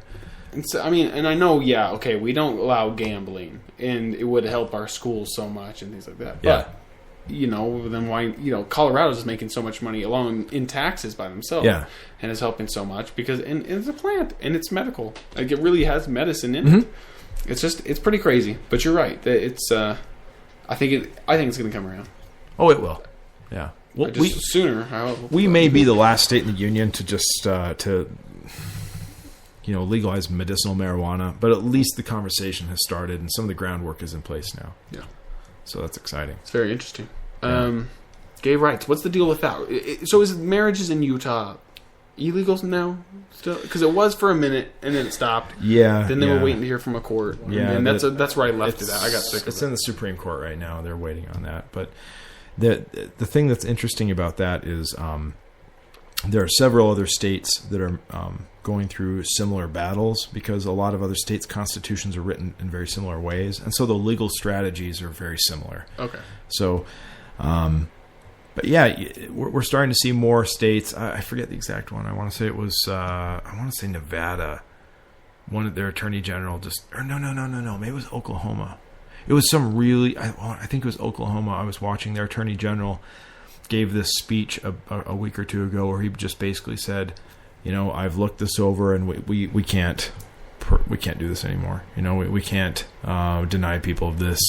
And he basically was like, it doesn't have anything to do with what I think is right or wrong. It's just not constitutional. It's not right. Well, it's true. It's totally against the Constitution. It's insane. I don't know why. I hate that about. I don't know who it is. I don't want to blame presidents. I don't want to blame the front man, the page guy, the puppet. It's. Don't worry about it. Oh. I hate that here we are. We have these rules. Washington, Thomas Jefferson, all these people really set this rules, knowing the thinking of the future. This is, and then why now? It's becoming this police state. Almost, I don't want to say Nazi Germany. It's not that far yet. But it's well on its way with NSA and certain things, and rights slowly get taken, and stupid little stuff like someone having sex in public or got caught or whatever. Now they're going to go look for, like, stupid little things that don't matter that are going to be, charged. And marijuana alone, getting, if you have this plant on you, or mushrooms, imagine that. Your prison time, crazy things. Why? What do you think? Where do you think we're going in the next 10 years? I don't know. here's something I think about a lot. It's easy to say, oh, the founding fathers wouldn't want it this way. Yeah. You know, they'd be rolling over in their graves right now. I've often wondered if the founding fathers had smartphones and the internet, Yeah. how they would have set up their rebellion from the British. Yeah. Because things are different now. Yeah. You know, I mean, think You're about right. think about the way the interstate highways changed America. Yeah. That's something that didn't exist back then. I mean, that they built a nation based on the realities they were dealing with, Yeah. which are fundamentally different than they are now. Air travel, interstate highway, the internet, all these communication techniques. I wonder what they would do, you know. And so I'm by no means a constitutional scholar, but I do think a little bit about. You know, we talk a lot about, well, these constitutional principles, and these are the principles that the founding fathers built the country on. Like, yeah, but maybe what's underneath that? Maybe we should go a layer deeper and look at that. And so, I don't know. So anyway, to answer your question, where are we going? There's some insanely bad shit that's happening right now, like the worst shit that's ever gone down. And there's also some of the most amazing things that are happening right now, better than we've ever seen. It's like you're right. Like the best and the worst all at the same time. And I don't know, man. Which side of the glass are you looking at? I guess. I mean, I know we always want to look at the glass half full. But then, you know, and sometimes I listen, you know, I'm always that way, and then I'll listen to Joe Rogan's podcast, and, you know, Shane Smith or Vice will be on, and I love watching Vice and seeing what's on their documentaries and things. I'm like, right, this shit's really going on. Like, just the other day, for the first time ever, I love documentaries, but I had to stop a documentary. It was the Vice one, it was the second episode of the new season. The first part was, what was it even about? Climate change. That we are way, way ahead with global warming. We are 6 years ahead of our worst comes to worst, way past that of what they said 6 years ago. And then the second part was about slavery in Pakistan. Mm-hmm. That what happens is in Pakistan there are these certain people who own these companies that are like brick companies or weird companies, and people will go there and they'll say, "Oh, hey, we need money. You know, my family needs money to survive. It's just me, my wife, and 2 kids." And they need money to survive, get some food, things like that. So he's like, okay, here's $100 loan. And how he has to pay it back is by going to build these bricks, these mud bricks. And then what happens is the guy who lent the money will, you know, then he'll just start adding it up. Pretty much slavery. Then they have to sleep there on the compound. Their kids start having to work for them. Then they lend more money for the kids. It's constant slavery there. That they can't run away. They'll kill them. They'll chop their hand. I mean, craziest things I've ever seen. So sort of like America? Exactly. except for this, at least is a little bit more hardcore beatings, whippings every day. I mean, to the point. And just give us a few years. It was just absolutely. You're right. Yeah. And I was watching it, and I'm just like, here I am. And another thing that was the biggest eye opener is that one cruise that I went. Right, went with my dad. You know, I attracted whatever, but I went with my dad, and we went on this excursion where I think it was just it was like Mayan. They used to sacrifice people in this cave, and it was a cool Mayan diving thing that you could do. Anyways, went to that, but we get in these Jeeps to drive over there. And as we're driving through there, I just see, you know, you see the dock, it's pretty, everything's nice, and you move into the city. You're like, holy shit, here's 3 kids on a scooter with a mom, the, you know, baby barely hanging on, none of them wearing shoes, there's dogs with their bones just showing, and there's nothing, and these houses are made of, I mean, tin, I mean, like shit I would find at the dump, or I could go get from a construction lot over here and have to make my own clubhouse. And they're living in it, and there's 6 kids, and they don't eat, and I saw this, and it was a quick 2-mile ride, and I'm like, what the fuck am I complaining about? Like, why am I complaining about if I'm going to get the new Galaxy phone or, you know, the new Xbox, and here I am worried, I wonder if the new Halo, I really want that, or I need the new Mac, or and I see, and from time to time it'll always pop in my head, and for the first time ever watching that documentary, I had to stop it because I was like it hurt me, like, bad. It was this weird psychological thing where it was this battle of, should I feel sadness? Should I still continue to watch this? Should I know about what's going on out there? Should I really know? And of course I was like, yes, I should. And it sucks because I feel like I can't do anything. Can I? Yeah, I can make more people aware about it. And I hope that people, you know, because the craziest thing is for $100 you can unenslave a whole family over there. Right. It'd be a cool nonprofit is set up or something like that. But it just blew me away. I'm like, and here I am complaining about my shoes got a scuff on them or something like that. Or, oh boy, my boss said this to me today. Right. Where these people, they're fucking kids. They have to eat from, dusk till dawn. I mean, even the blood diamonds going on in Africa, chopping hands if you don't bring them back. And they have to finish 1,000 bricks a day. They're like cinder blocks of mud, 1,000 a day to get their food. And then it makes me sick. And then I lose hope in humanity. But then I see the beautiful things. Here's a guy, you're doing your radio show. You're doing great things. You're following your dreams. And it's hard for me to I want to follow my dreams. I want to do all this amazing, amazing stuff. And then I feel like I just booked another cruise, like I was saying. And now I feel, in a way, I spent a lot of money. Mm-hmm. And I see something like that. And I'm like, I could have saved 10 families or whatever. It's this mind game of myself. And I put it on myself. Yeah. And I think a lot of it is, it's all set up in that way. And not everyone thinks this way, I know. But it's sad. You brought something up that's really important. There is a war happening right now. We are in the midst of a war. It's an information war. Mm-hmm. Guns are not the point anymore. Yeah. Okay. Guns and bombs, whatever. Those are, we don't use. Are you those talking anymore. Like a WikiLeaks, or just information that's not supposed to be public? Lots of layers of information. I was watching a TED Talk the other day by a journalist. Yeah, me too. And he was talking about the responsibility we have as as consumers and distributors of information. Okay. Mm-hmm. And I've been feeling this for a while. One of my complaints with the media lately, and when I say media, this includes Facebook, this includes everything, is there's so much fear-mongering that goes on, okay? There is so much out there that is just there to make you feel afraid, make you feel discouraged, make you feel powerless, right? And I really feel like, okay, let me back up.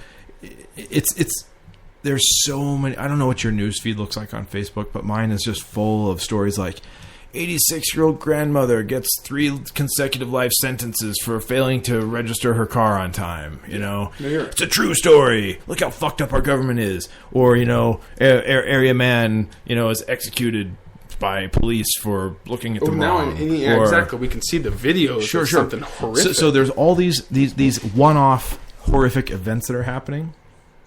And here is, this is a very tricky thing. It's important that we're aware of these things. Awareness is important. But when you share a story like that, like let's say, for instance, and we are all law-abiding citizens here. None of us do any of these illegal activities. But let's say that I republished a story about how some guy was sent to prison for the rest of his life because he had maybe like half a gram of weed on him. Some crazy outlandish story that really happened. But so the next time you go to exercise your God-given right to partake of a particular medicine, you'll think about that. Mm-hmm. And your freedom will be restricted a little bit. You may still exercise your freedom, but you'll be tempted not to. Perpetuating stories like that has an effect of diminishing our freedom. We're scaring each other into submission as we keep sharing this stuff along. So very true. I think it's very, very important. Awareness is critical. Sharing things online, using these tools to share information, super important. However, I think we have a responsibility to also follow it up with, and this is what you can do about it. And so, I agree. One of the things I've made a commitment to do on my show is I don't like to share stories about crazy, scary things happening unless I can also say, and this is what you're going to do about it. Here's the representative you're going to call. Here's the congressman you're going to email today. Here's his email address. Go do it right now. Yeah. Because... Kind of like the Blackfish thing. You seen Blackfish? Oh, okay. It's on Netflix. It's just about SeaWorld. What really fucking goes down at SeaWorld. The story of Keiko, the killer whales, the Shamu, then the person who died. That one trainer in Florida who got... Have you seen it yet? Yeah. So that came out. then just barely, there's been this whole sign this petition thing that was on this one cool website that you can sign a petition and stuff. Sure. Well, sure enough, it got 950,000. I don't know. It only needs 50,000 more votes for it to actually. Most of California is looking at it, and they're actually looking at taking out completely all killer whales in captivity in the United States. And it's fucked up. I mean, when you watch this documentary, you get.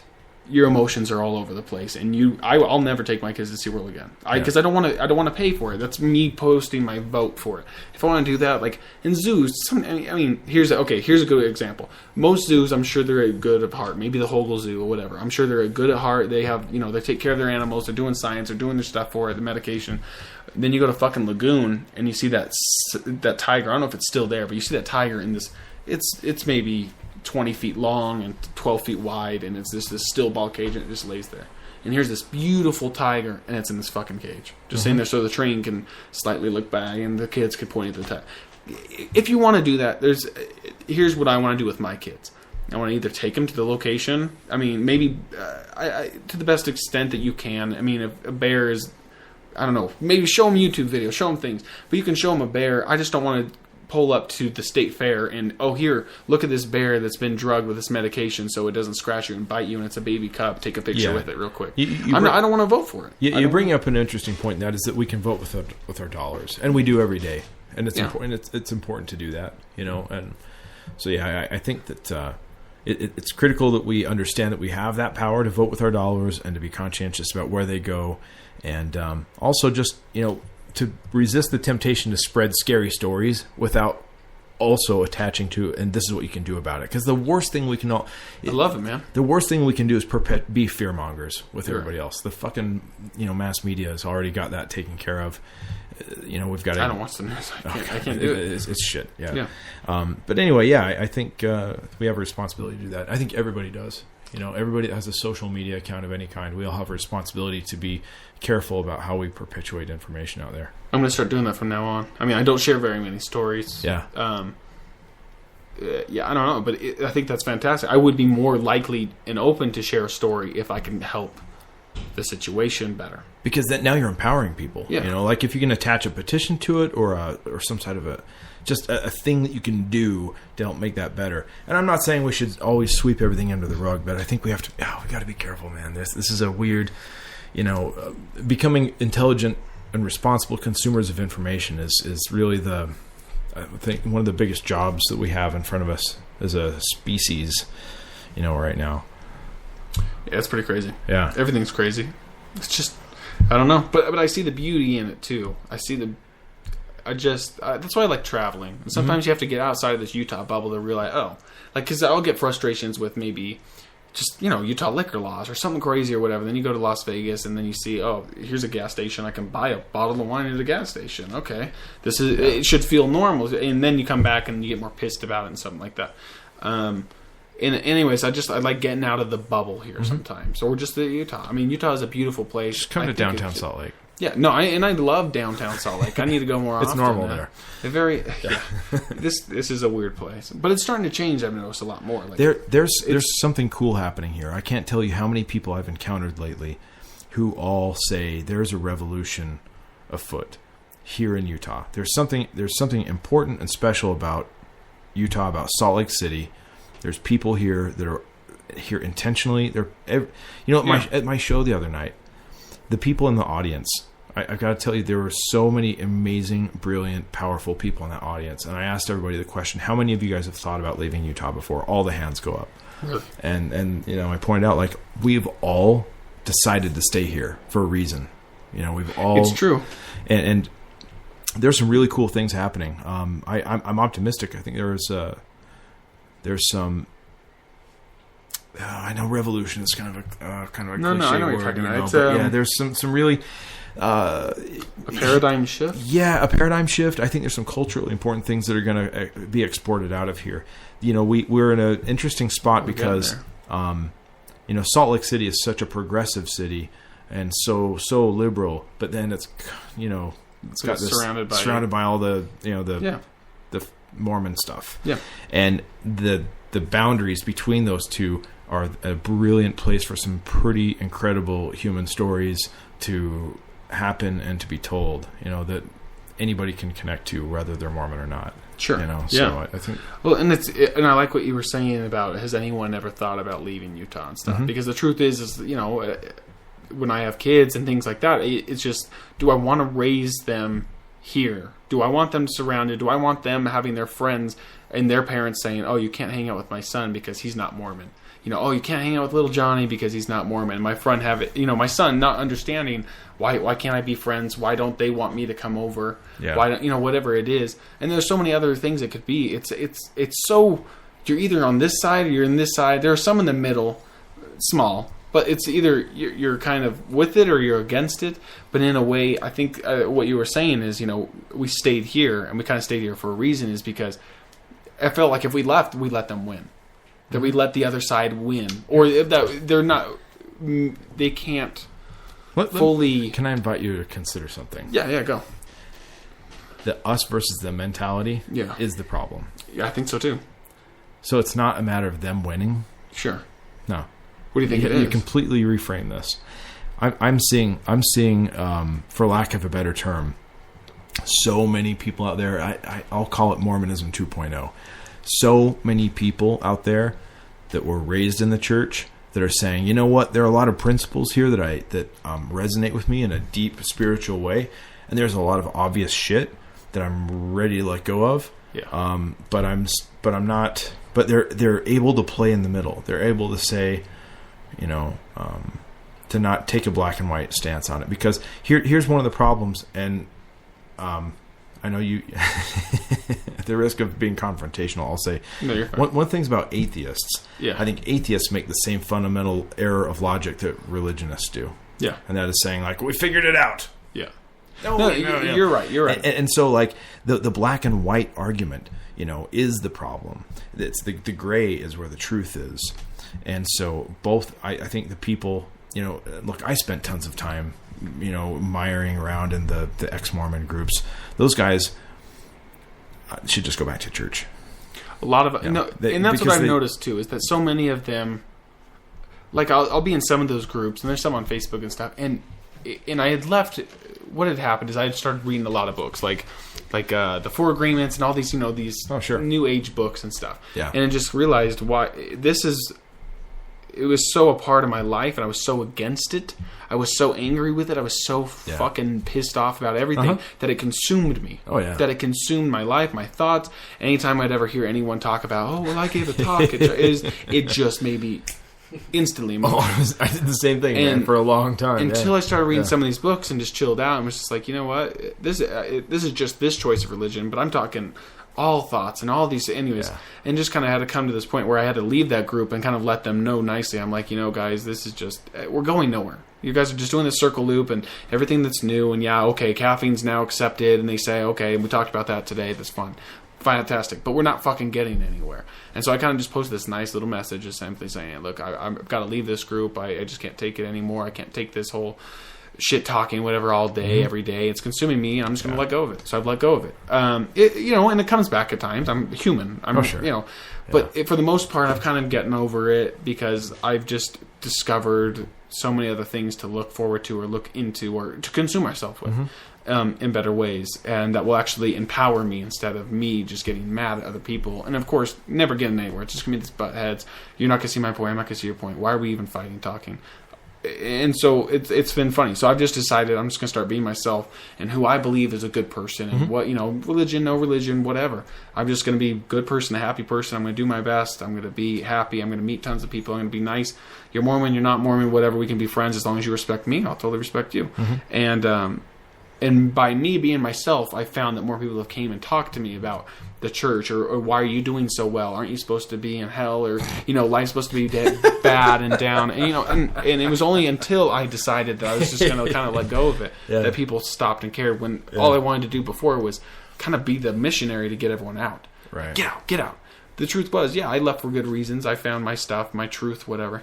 But I know exactly what you're saying. That makes great point. And I think at the risk of sounding kind of condescending, and I mean this truly in the most reverent of ways.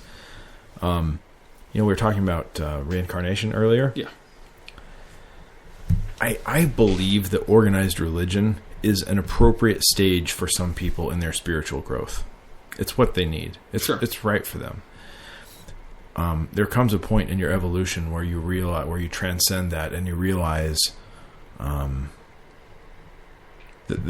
it's not black and white, that there are shades of gray, and that the truth is in the gray, and you just kind of grow out of it, and you're not a dick about it. You're just like, it doesn't serve you spiritually anymore. Yeah. And that's totally okay. And I think it's really important to also understand that, for some people it does serve them, and that's fine, and they should be able to do it, and sure. Cool. I hope that they're super happy with it. Like my own parents, for instance, it's really important to them. I'd never want them to not have it, but there's some interesting things going on though.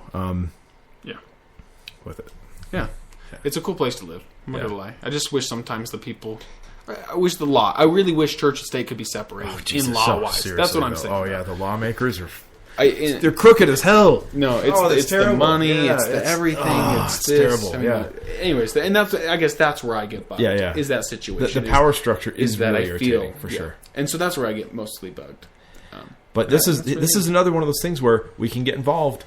You're right. You could run for office. I could run for office. You guys could run for office. Yeah. There's nothing stopping any of us. Yeah. I've got a friend named Zach Baker who he's just a 25-year-old kid, just got off heroin recently, and he lobbied. He came up with this idea that has happened in other states. It's a law called a Good Samaritan law.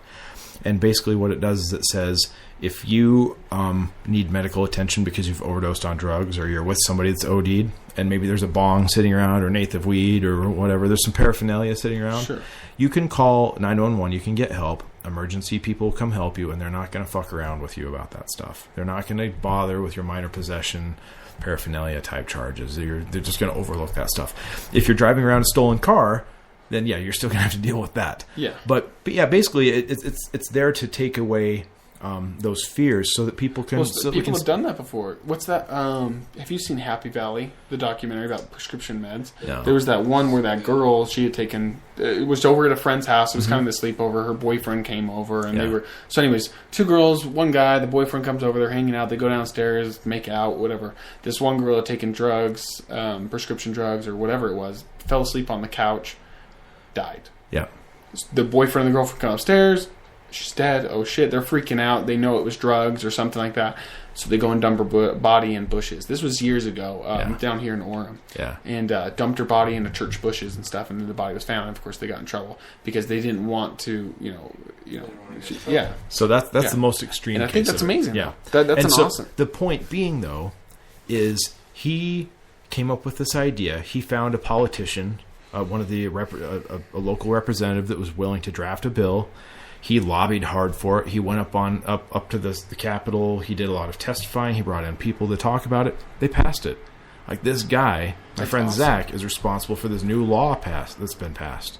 Like just barely. Yeah, just barely. And so my point being is that we can say, oh, the power structure is fucked up and the politicians are messed up. Yes, however, the thing we have to keep in mind about local government is it's very accessible. It's true. We can compared to like countrywide. Is that what you're saying? Yeah. I mean, because if you get online and look up who your local representatives are, they probably don't live very far from you. You could probably walk to their house and knock on the door and be like, "What the fuck, man? Why did you vote this way?" Yeah. Because that's what I didn't even have a more in doing the radio show. I've started getting more a deeper understanding of that. These are normal everyday people that we work with, we hang out with, and for 45 days a year they go on the Hill and they pass laws. But if you go online, how can you become a representative? You just fill out the paperwork and run. That's the awesome, short story. Sure, but dude, any of us can do it. There's a guy in Provo, or not Provo, in Santaquin. Anyway, okay. Representative Mark Jacobs. He's a guy my age. And he has a bill that, I don't know where it ended up. I need to get online and look because the session just ended. That was set up to help shut down the NSA center in Bluffdale. Just a guy with a wife and kids and a day job. Far? Yeah. Wow. Dude, we can do things like this. Awesome. We have access to these things. It's not. I think that's one of the things that I don't like about the fact that this Capitol building is this big castle-like structure, is because it creates this idea that, like, oh, there's a difference between me and them. I can't go there. Sure. No, it's not the case at all. We can participate in that. We can get involved. We can become elected representatives. We can run for office. We can make a difference. We can do these things. We can lobby people. We can raise money. We can cause a stink. We can protest. That process is there for us to get into. So, yeah. No, it's very interesting. I would love to. I've always wanted to run for office in a way, or be, a mayor or something in charge of, like, let me look at both sides of this and not just always favor. It's just, in a way, judge and also throw good ideas out and actually have them pushed. And I think that'd be amazing.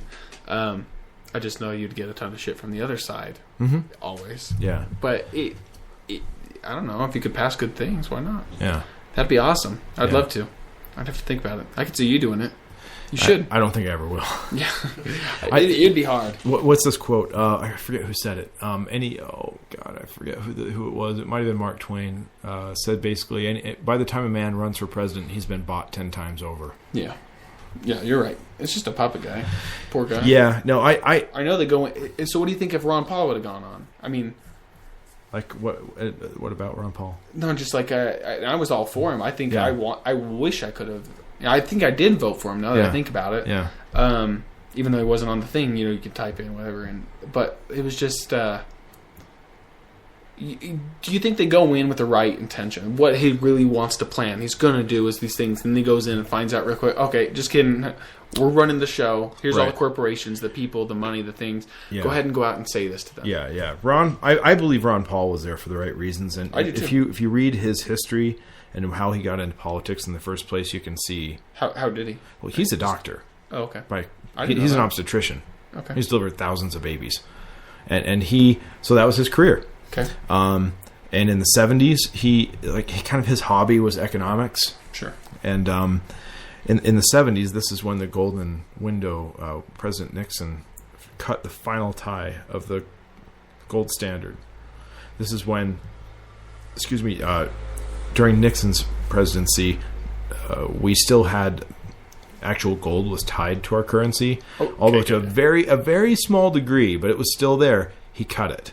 And Ron Paul, being a student of economics, he was very alarmed at this and was, predicting, like, well, if he does that, then this is going to happen, and this and this and this. And some people are like, well, why don't you run for office? Yeah. Why don't you run for Congress or something like that? And he's like, well, I don't really want to, but maybe I should. And so he did, and he got in. And people, it was the people around him that were kind of urging him to it, and so he reluctantly would do it. And then, he was elected, and so he did several terms in the 80s, and then he left politics and went back to his practice again. And then they asked him to run again, and he did. And so that's where we saw him for the last 20 years, since he was back in it. And that's interesting. And running for president is another one of those things where I don't think he necessarily had any real ambitions for it, but people just kept asking him to do it. And that's how it should be. I think so too. Because it's a different type of person. Yeah. Instead of someone who just it's the control. It's the whole idea. But I don't know. I think no matter who you are and you're going to hop in there, it's going to be a fuck of a mess. You're going to want to make all these things change. But again, say you're a Democrat.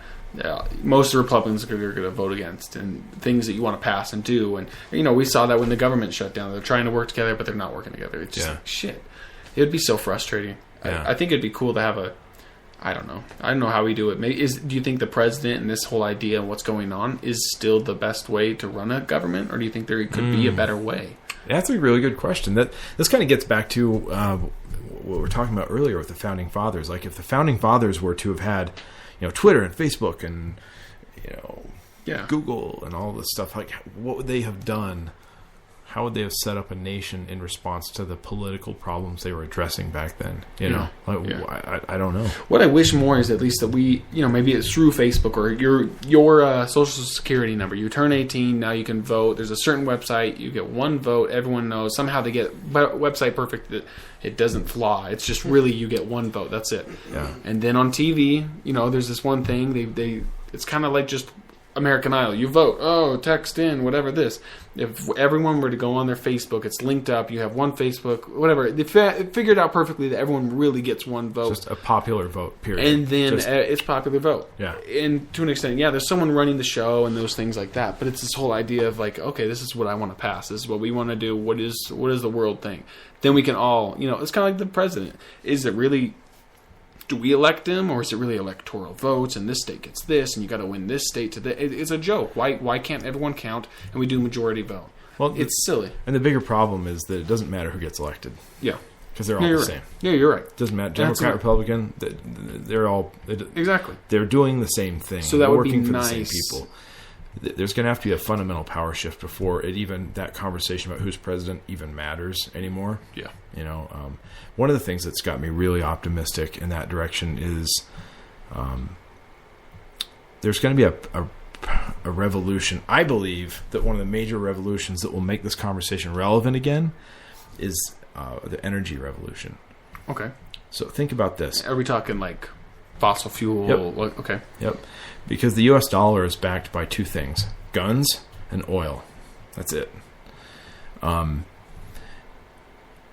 The backing of the petrodollar is being called into question right now. That's one of the big problems, like with the Russians and Didn't the Chinese. they just find a ton in Utah recently? I just heard this on Joe Rogan's thing just the other day that they found a shit ton. It's a certain type. It's not necessarily fossil fuel. It's a certain type they have to like take from the soil, burn up. It's not good for the environment whatsoever. But they found, that's what it was. Yeah. And they found a shit ton in Utah, like the world's largest. Whatever, just randomly, and maybe they've known about it for a while, but now they're starting to actually do it. Yeah. But it was that, and I just heard about that 2 days ago. Well, the thing is, we talk about the political figures being bought. They're owned by these big corporations that are in charge of all the energy. They're owned by big oil, big pharma, all these things. So, in order for politics ever to matter anymore, those fundamental underlying power structures have to change. The other day I had a guy on my show from a company called Via Motors, and they're actually based here in Utah, but they do electrified vehicles. And this guy, one of their vehicles is a Chevy Silverado, full-size truck, gets over 100 miles a gallon. Really? Yeah, but with these electric upgrades that they've put on it. It's sure. Crazy. And we were talking about this. We were talking about how... Imagine as more and more vehicles become less and less dependent on oil, how that will change things. Yeah. I mean, imagine. Let's kind of be very hypothetical for a minute. Imagine that every vehicle on the road right now, we could just wave a magic wand and they all get 100 miles a gallon now, 100 miles a gallon plus. That would change using things. Electricity or a little bit of both. It's a little of both. Okay. Yeah, but less oil than normal. Yeah, it's about 80% electricity, 20% gas. Okay. So we're still using a little bit of gas, but so much less. That would change the political. That would have major political implications. No, you're right. Global political implications, because all of a sudden, because all these wars, all these foreign entanglements we get ourselves into are not about ideology. They're about oil and resources and things like that. So if all of a sudden we don't need those anymore, then all of a sudden a lot of these political forces become meaningless. Yeah. And we were talking about what will happen in the future when when solar and battery technology becomes a little more mature, and all of a sudden we don't really need fossil fuels anymore. We're manufacturing it from the sun, and it's free, and electricity becomes essentially free for all people. That will change things so much. Because the government would want to have a hand on that. In the sense that they want to make capital from how that could ever happen. You have to keep in mind, when you say the government, there is really no government anymore. Yeah. It's corporations. You're right. Corporations want to make money on that shit. Yeah. And so when you take away their ability to make money on it, then all of a sudden all this stuff comes crumbling down. Yep. All this facade that we call the government comes crumbling down and just starts to not matter anymore. Yeah. So that's one of the things I'm really excited about. I do think that the energy revolution and there's an intellectual revolution and an energy revolution that has to take place before any quote unquote political revolution will happen. Yeah. So I mean, anyway, there's some exciting things going on. So No, it's very interesting. I mean, you made a great point. Come get in on this, Zach. Sorry, I man. love it. I'm sorry, I haven't said anything. No, you're good. Enjoying Paul. No, it's awesome. It's fantastic. No, you make some serious points that really I've never really thought about in certain things. But I mean, that's really, and I think that's a big deal. Maybe why medical marijuana isn't seriously all the way out there yet is because there's these companies, pharmaceuticals, things that can't do or that already are doing well, they can make so much money off of that they don't know how to yet, whereas in this plant could possibly just be grown in someone's house. Oh, for sure. And I mean, so you look at the history of electricity. You look back when Edison, Tesla. Exactly. That whole thing. That was very interesting. They talked about that in that one book, 48 Laws or whatever, by the way. So there's the Edison Tesla thing, but then the other guy, I think it was at Westinghouse, or it was one of the other big. Was it the bank guy? It was one of the bank guys. It may have been Chase. J.P. Morgan, I want to say. Morgan. Morgan had major interest in the oil industry. Okay. And that's what people were using for light in their homes. And he was fighting electricity, not because it was an inferior technology. It's clearly a better technology, but it was going to destroy his oil empire. Uh-huh. And those same things happen today. And you bring up a great point. That's, I think, really one of the main reasons that weed is still illegal. I mean, Big Pharma would lose severely if weed becomes legal on a mass scale. Well, and tobacco companies as well, probably. Mm-hmm. I could see more people going to get weed, tobacco. Right. And scares the shit out of me too, though. I mean, if you were to even in like a smoke shop, say it becomes legal for recreation, but it's only through these companies that somehow it could be grass. Say, okay, Marlboro decides to open their own fields and shit. Oh, you better believe they're waiting. I guarantee they have. It's like weeds. They've got money into it. They're just waiting. Yeah. But it'd be cool. I don't know. What's the deal with the Colorado? Can't you have a plant in your house or like two or some? There's some. I don't know the exact whatever, but you can have a certain amount of plants in your house and stuff like that. And again, you have to learn a lot, and you have to grow it and do it and stuff like that. But they don't have a grip on it. They can't just structure it like this. Anyone could kind of do this thing. It's like tomatoes. Someone can grow tomatoes in their backyard, or you can go to the store. Not everyone does it, but those who do can enjoy the benefits of it, I guess. It's money. Mm-hmm. Money's money. Mm-hmm. So what do you think about money? As we find out more about, hence, oil maybe backing away, not more money. We already know the gold, what gold, and then everything else. I know Joe Rogan, who's talking with what's his name, that Shane guy, about like Bitcoin stuff and how just went after Bitcoin. That's exactly what I was going to bring up. It's funny you should mention it. Yeah. What do you think about Bitcoin? Fascinating, super interesting stuff. It is.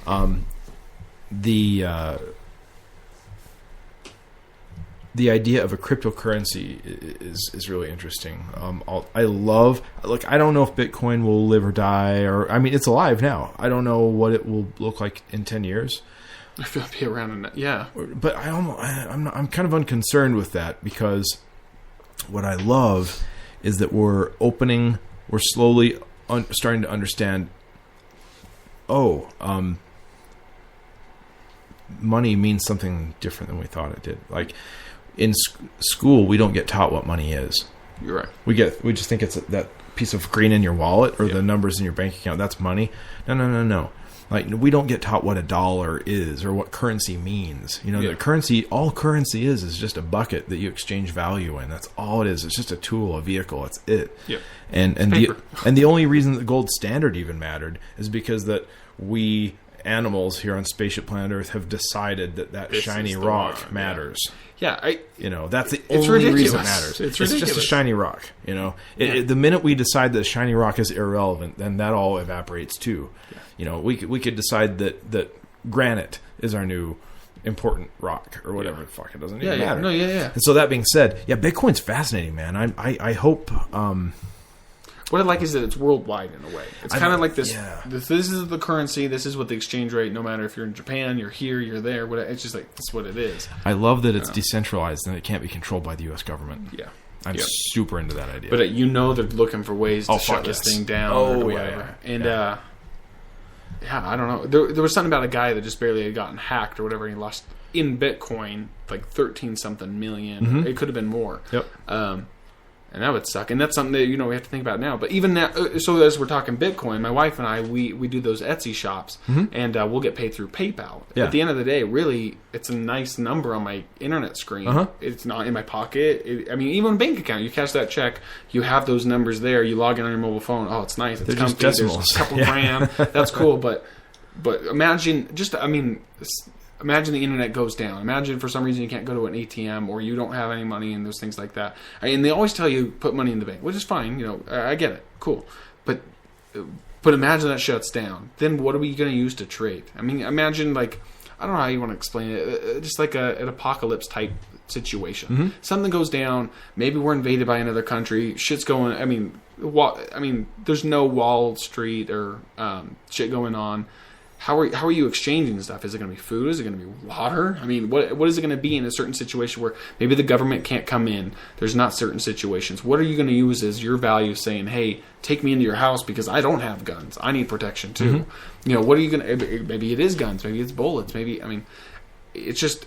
And I don't want to say it's those doomsday guys on National Geographic. Some of them are pretty crazy and they're out there. But at the end of the day, if something were to happen today, where I look up... You ever seen Red Dawn? I think of that forever. Red Dawn, the old days movies. Sure. I think about it all the time. It's just those kids are in school. All of a sudden, the Russians come down. It's like, oh wait, what? And they have to run up to the mountains. They've got to do this thing, and then they're done. Well, for those that are on the outside or whatever, and the government can't get in, or maybe you're stuck on the inside, what are you doing to trade? Does that paper mean anything to you, or would you rather have the food? It's this certain situation of what would be going down to that primal instinct. What's going on? And sometimes I'm not. I like hunting. I've never actually been hunting, but I don't mind it. But it's kind of interesting that maybe those are certain skills that maybe I should pick up. I'm talking, and I don't want to sound like the end days are coming. It's gonna, but the shit's going weird. It could be going police state. And what could you do to get out? What would you do to get out? Where would you move? I don't know. There could be some crazy stuff in our lifetime, or maybe we can never see it, and that's fine if I don't. To be honest, I hope I don't. But if we do, it's just what kind of, I don't know. It's a crazy thing to think about, but I don't try to spend too much time on it because it could go forever, and then I could really worry myself, and then and spend money nonsense stuff. But it's just money's nothing. This number on my computer screen or whatever it is saying I have a couple grand. That's nothing. It's fancy, thanks. But I don't have any object whatsoever, and Bitcoin's kind of the same way. It's like, oh, we have this. So Bitcoin's not that far different in a certain way than PayPal, to an extent. It's still a number. Okay. It's very interesting. I hope Bitcoin can do something. I hope that it could work out, and if so, I hope I can figure out how to get in it right now and maybe make it worth it. Because there was a guy. It happened just barely. It just started. He had gotten a couple Bitcoin, whatever. Lost his laptop forever, his hard drive, or something happened. Some guy found the hard drive or whatever, and it was like the Bitcoin they have an exchange rate. It kind of goes up, it goes down, and one Bitcoin's like $1,000 something. It's like $1,500. Right now they're about $650. Oh, really? Okay. But it's fluctuated. It's been as high as almost $1,300. Yeah, and this guy was a millionaire. Yeah. Or whatever, and he found the hard drive. Like, oh, and he just got he got millions in Bitcoin. Which you can't necessarily go spend at the grocery store and things like that. But if you can trade it for other things and get that and sell that, whatever, you really are a millionaire and stuff. It's pretty crazy. It's just interesting that this is now new. It's an interesting conversation people are having about it. A lot of the critics of Bitcoin are saying like, well, you can lose it. Well, guess what? You can lose the cash in your wallet too. Right, yeah. It has different characteristics than your Visa card. So but eventually I could see it getting on a card. So you have to treat it differently. You do.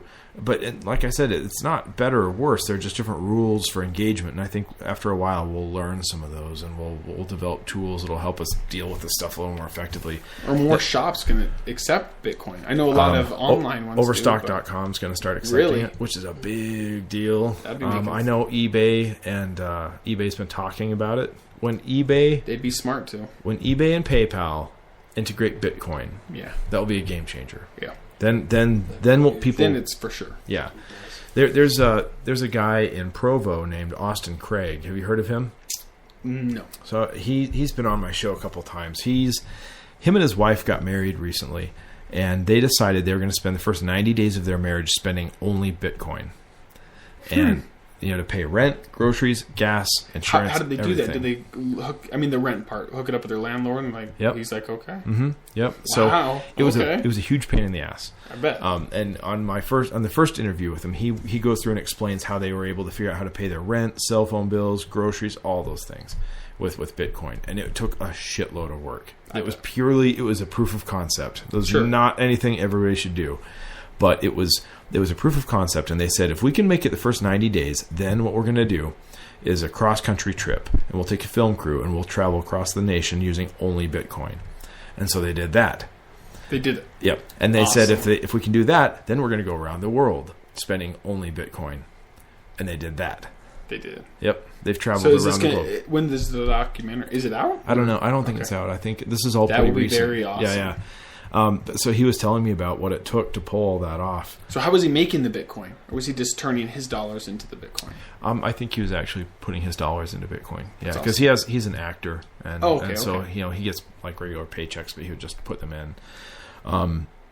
But yeah, they found a way to make all this work. And that's going to be huge too. Like, people don't realize, like, a lot of people, if they were to ever go on Netflix and a lot of people see this, who's going to start putting more money? And now your Bitcoin is going to go. That's awesome, man. Mm-hmm. I mean, that can be really, really changing. Because how many people can that video reach? And if they can see, okay, Holy these shit. people did it. Yeah. Then they went around the world. People lived a normal life on Bitcoin. Yeah. I'm in. Yeah, I mean, if these people can go to fucking China on Bitcoin, then certainly I can get along here in, Utah County. That's unreal. On Bitcoin. Yeah. So, some really cool things going on. There's other cryptocurrencies as well. There's Litecoin. That's an up and coming one. But the thing I love is that it's the decentralization of these things. It's there are a lot of things happening right now that are taking the power away from the old power structures. Things like, these cryptocurrencies are taking power away from the old regime of the U.S. dollar, and they're taking power away from the Federal Reserve. And they don't like it. No, definitely not. But there's nothing they can really do about it over the long run. They'll try Where's to it interfere. ran out of? Does one person run Bitcoin? Nope. I mean, I know this was on Joe Rogan's podcast. It's decentralized. It's just Bitcoin. It is. The way Bitcoin works is. Are you familiar with how BitTorrent works? Yes. Okay. So there is no BitTorrent server. BitTorrent is just a piece of software that is on your computer, and there are millions of computers out there in the world that run the same software, and they basically just all work together to do the same thing. That's how Bitcoin is. Yeah. You set up this Bitcoin software on your computer, and what ends up happening is It's just running off of everyone's servers. it's decentralized. There's no central Bitcoin headquarter server There's not anywhere. one. Who? I wonder. I'm just trying to think of like the guy who invented it. If he's in trouble, if people, I know that there's a certain guy.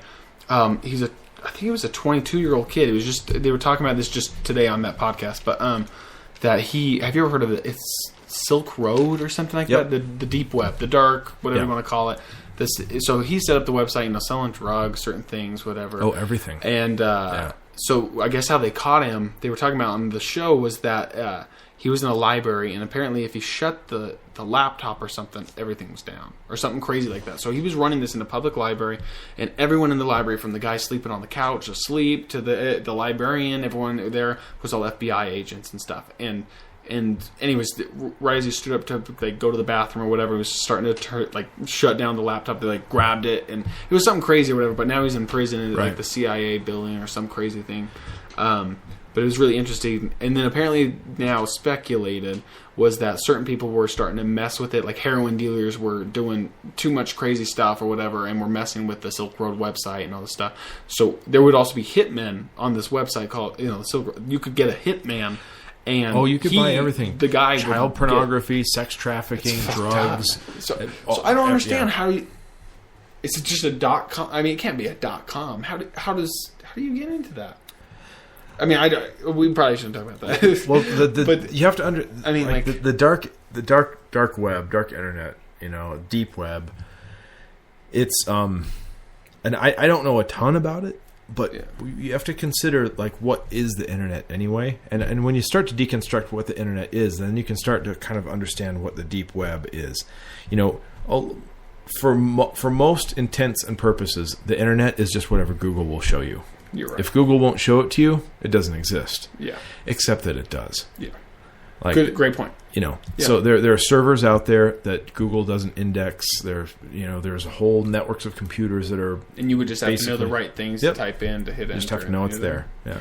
That's crazy. Yeah, anyway, so that guy would, when the people would start messing with him, he'd hire the hitmans off of his own website to kill these heroin dealers and stuff and just create, supposedly, that's what they're saying. But, yeah, that's pretty crazy. Yeah, There's some messed up stuff. I mean, the internet is it's this beautiful thing. You can learn so much knowledge, and then there's kid porn. Mm-hmm. There's horrible, horrific things. You see kids get decapitated, and the worst things ever, but yet some of the most beautiful things. It's just... and then again, here we are. Right? It's the same thing as our world. There's the most beautiful things, the experiences, and people can do, and then there's people who are in slavery building bricks. And if they don't, they kill their family over $100. Crazy shit. It's just the world is becoming the internet. The internet is the world.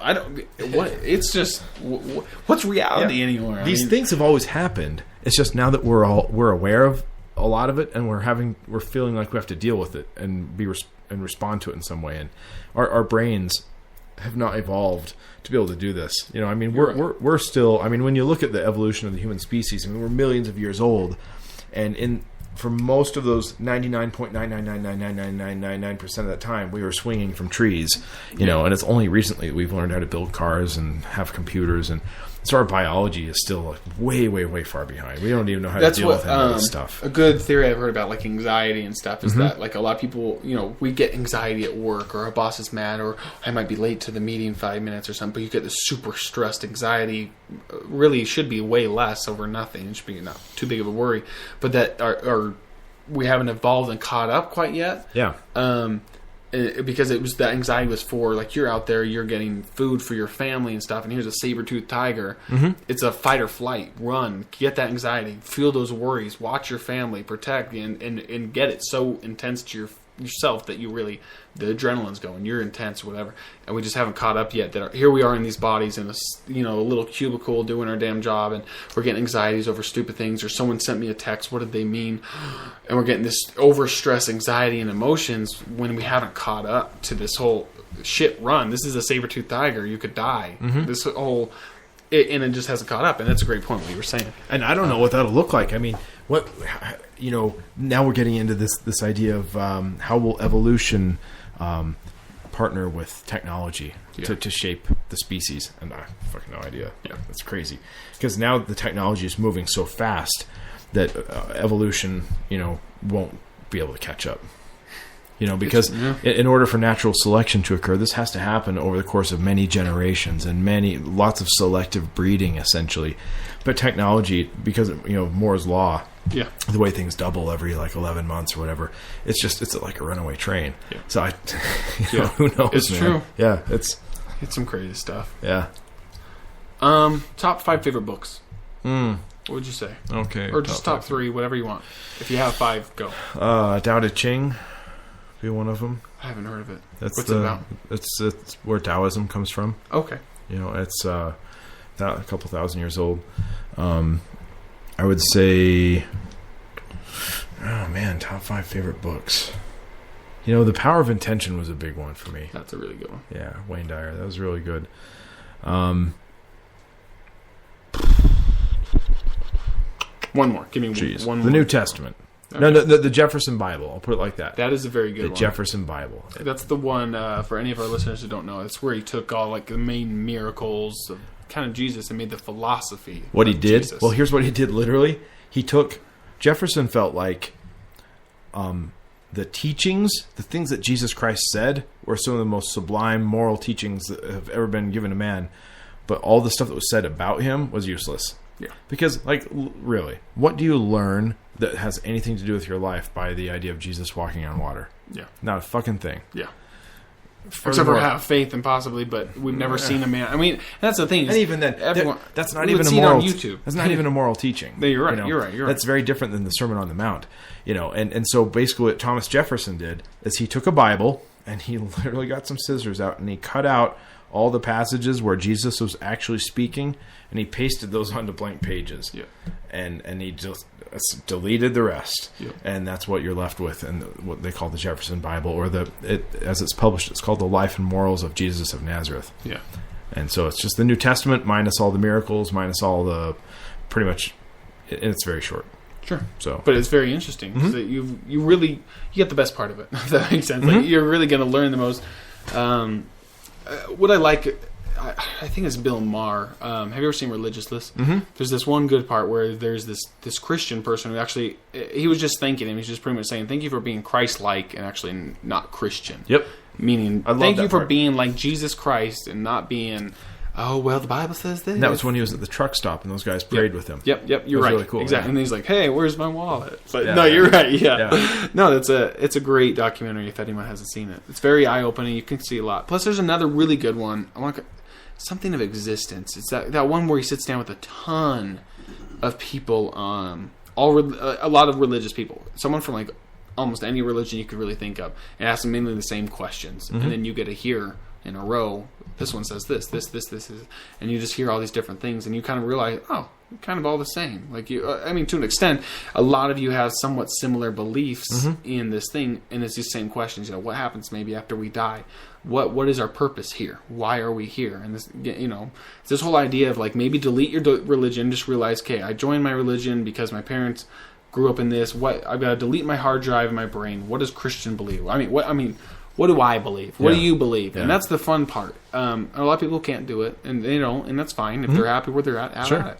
But I enjoyed deleting my hard drive and finding out, what do I believe? Who am I? And constantly I'm learning every day. Yep. I learned today. Yep. Our conversation, I learned everything I do. And that's what I like to do is this existence is my religion. Just figuring everything out. There's new science every day. I like that That's metaphor. my religion. I like the metaphor used of deleting your hard drive. Yeah, and that's why I have to think about that. Like if you have a virus, right? Maybe that is your religion. Why do I speak English? Because my mom and dad, I was raised, I went to school, they taught me English. Yeah, you if didn't I was choose living that. in India and I was speaking, whatever, or if I was in China, in India, what did they speak? I've always said this, but is it Indian? Farsi, or I'm not sure. Yeah, so if you're in China and you're raised in China, just because your parents teach you Chinese, does that mean you're a bad person? Or does that just mean because it's the same? Look at your religion maybe the same way. My parents taught me this, but what do I believe? Let me go find out what I believe.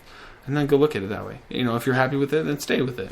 Don't maybe stay in Pandora's box, but like I like to get out of it. I think I like that metaphor of why reinstalling your operating system. I think being willing to do that, and that's something we all know. Every now and then, especially you Windows people, every now and then you just have to fucking start over. You really do, yeah. And reinstall Windows, and then it works really great for a few months. But yeah, I think that's, if you're intellectually honest, I think you have to be willing to do that. Yep. And I've done that so many times with religion, with anything, or just doubts, thoughts. Anything. Just who you are. Delete it for a minute, or if not, keep the principles that you really like, and delete the things that you have. Even if you questioned it for a minute, go find out the answer to it, the best of your knowledge that you can. Ask other people, then come to your own conclusion, and then put that. Thomas Jefferson kind of said this, but he's like, I'm the only member of my own religion. It's just he was the only member of his own religion. Yeah. I may say I'm atheist, but I don't know how many atheists out there really believe that possibly there's extraterrestrial life out there. I'm sure a lot. It's kind of scientific in a way, the chances of rolling the dice, but Bigfoot, possibly there's Bigfoot out there. I like to think that, but another could say, laugh at me. So in a way, everyone's their own religion. Again, maybe you're Mormon, but maybe you disagree and you're like, well, smoking hookah is not that bad. I'll do that. And then now you've just changed your little standard where you're your own member of that philosophy, of your own thinking. Maybe there's 5 or 6 of you, whatever, but I like to be different. And I think everyone should be different. You should be yourself. You should be happy. And that's the best thing. Yeah. Do what's best for you. Don't do what's best for your best friend, your mom, your dad, your sister, your grandma, grandpa. Oh, they're going to hate me. They're going to kill me. The hardest thing ever was telling my parents I left the church. And for 2 reasons. One, because I felt like I had been cheated out. I had learned all these things, and I'm like, you guys got to come with me. You guys have been falsely taught and all this. And of course, they didn't take it that way. And I have a testimony in this. You just have faith.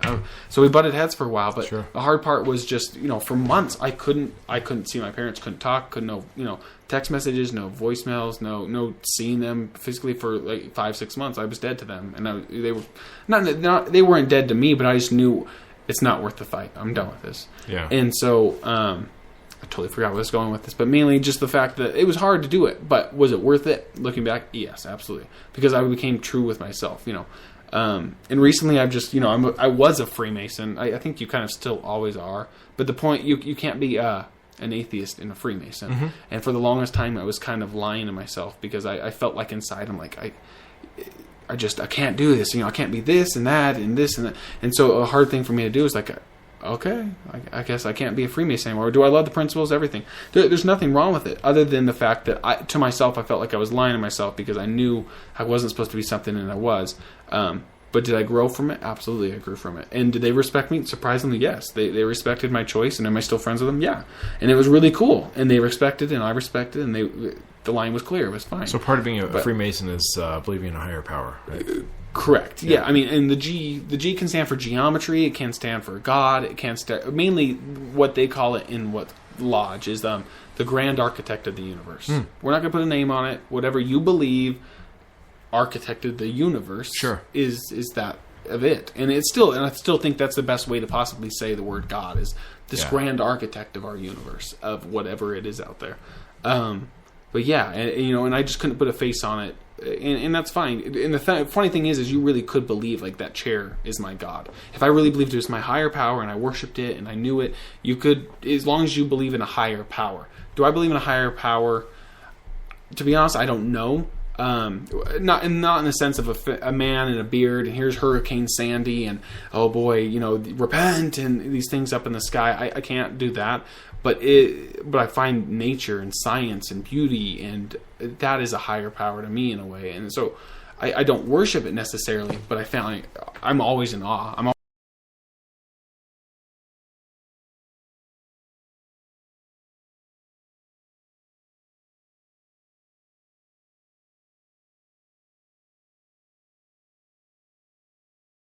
All these things, it's just the same thing that, and you're in so much awe of something you would see every day, but now you look at it, I'm sure, at a different tint, and you're like, what is this? And why are you spending so much time thinking about it? Who knows? But you find it beautiful. You can end up crying. You feel real emotions. Whatever. I've done other things that are probably similar to it, and it's my most spiritual experience I've ever had in my entire life was at 5 Mile Pass. It's like 10 minutes from here, middle of nowhere, this desert. Everyone rides their four-wheelers there. Right. But light pollution's way gone down. And so you're over here, you can see the stars in the Milky Way, you can see shooting stars. And anyways, I was on this cough medicine, stupid teenage kid. But the most spiritual experience I've ever had was I looked up and I started crying. I just looked at it, I'm like, holy shit. And it just made sense. Everything made sense. I was like, I love this. This is what I love. I love myself. And I just, on and on and on. But I found that I was God, a creator. I could create my own life. I can create my own heaven and hell right now. I could do all these beautiful things. And anyways, I cried. And I couldn't explain why. I don't know. Sure. But it was just, I stood amazed. I was in awe. I couldn't believe what I was seeing. And I think everyone should have an experience like that. It doesn't mean you have to go do cough medicine. By any means, please don't. But find a certain way. LSD, personally. LSD. I think I'm immune to that stuff. Really? What if? You may. I mean, everyone's differently chemically set up differently. I've only had one experience with that, and it was pretty underwhelming. What, have you ever had an odd experience? What would you say your most spiritual experience you've ever experienced ever was? It doesn't have to be on drugs or whatever. Okay, just what was a big moment where you're like, I don't know. Okay. I don't know. Explain it. Yeah. I've had a couple. One was probably the most pivotal one would have been back in December of 2006. Like everything had come crashing down. I had just so much shit had gone down. I had this is when I was in when you were married. I was divorced at this point. Yeah, and I had a lot of things had gone wrong in my life. I was really coming at my rock bottom. The short story is I was still clinging on to Mormonism at this point. Okay. I'd been disfellowshipped from the church, and that's a whole other story, but I'd been doing everything conceivably possible in my power to get back in the good graces of it all, and it was a very frustrating experience. And I'll never forget one night, I I was thinking about this idea that we get taught in Mormonism that the Spirit of God cannot dwell in an unclean vessel, right? I'm thinking about this. I'm thinking about, boy, those blowjobs I received 15 months ago, they've made me unclean. Yeah. Oh, I can't have the Spirit of God with me because my dick was sucked a few times. Yeah. And really agonizing over it. And I'll never forget, I was contemplating my relationship to God again. And when I say God, I wish there could always be some fine print that goes underneath it, and this explanation of like I get that I'm a 3-dimensional being talking about something that dwells in the 5th, 6th, 7th, 8th, 9th dimensions, and I don't get it, and that's fine. A higher power existence. Okay. Yeah. Anyway, I was contemplating my relationship to that, and I'll never forget. I was sitting there at my kitchen table one night, and I had this feeling come over me that this will sound really cliche, and this is what's weird about it. It was, I had this epiphany come to me that I am only as far from God as I expect to be. That I'm the one that defines that gap. Not some other person. Not him. Not him. Not even him. Not her, even God. it. God doesn't even define that. It's all me. I'm as far away as I expect to be. And this feeling came over me like I was being washed over from head to toe with most amazing, beautiful energy. And it was almost a tangible thing, like water was just coming over me literally from head to toe. And I've never been one to have all these like super physical experiences. Yeah. It's not really my playbook. But it happened. And it was the most incredible epiphany of love and light and peace. Yeah. It was peace like I've never felt it before my whole life. And it was as if this thing came to me and said, wipe the whole slate clean. Yeah. You don't believe in God anymore. It was almost as if God came to me and said, don't believe in me. Forget everything you ever... I don't exist. Yeah. None of this. Just delete everything. Go to a complete clean slate. There's nothing. And do only one thing. And that is have an open mind and an open heart and just follow the evidence wherever it points you. That's all that matters. That's beautiful. And I felt this incredible peace that came to me, and it was just the most beautiful thing in the whole world. And I let go of it all. It was just gone, you know. And I just knew at that point I don't like terms, but agnostic. Okay. You know. Yeah. That being said, that I didn't know what it is or what it's not. I have no opinion about it. I have no agenda about it. I'm not trying to prove it one way or the other. I'm simply going to just go through life and just experience it and keep my eyes and ears open at all times. And whatever experiences I have, whatever the evidence seems to point at, is what I'll accept. Yeah. And if the evidence points a different direction, I'll follow it that way. Yeah. And if it changes direction, that's cool. I'll follow it because I don't have an agenda about it anymore. That's the most... It seems like if there was, that's the most beautiful gift or the most beautiful, really, thing I ever heard. Like, I wish everyone could come to that conclusion. And maybe it is in their due time, their rock bottom, they have to hit that. But if everyone could understand, live your life for yourself, to be happy for yourself, follow the evidence, things will change, evolution, life, you evolve, everything evolves. Go with the flow, have fun, enjoy it. Make connections, have fun with people, love everyone, spend time doing what you want to do and be you. Man, and not feel bad about it. I'll never forget.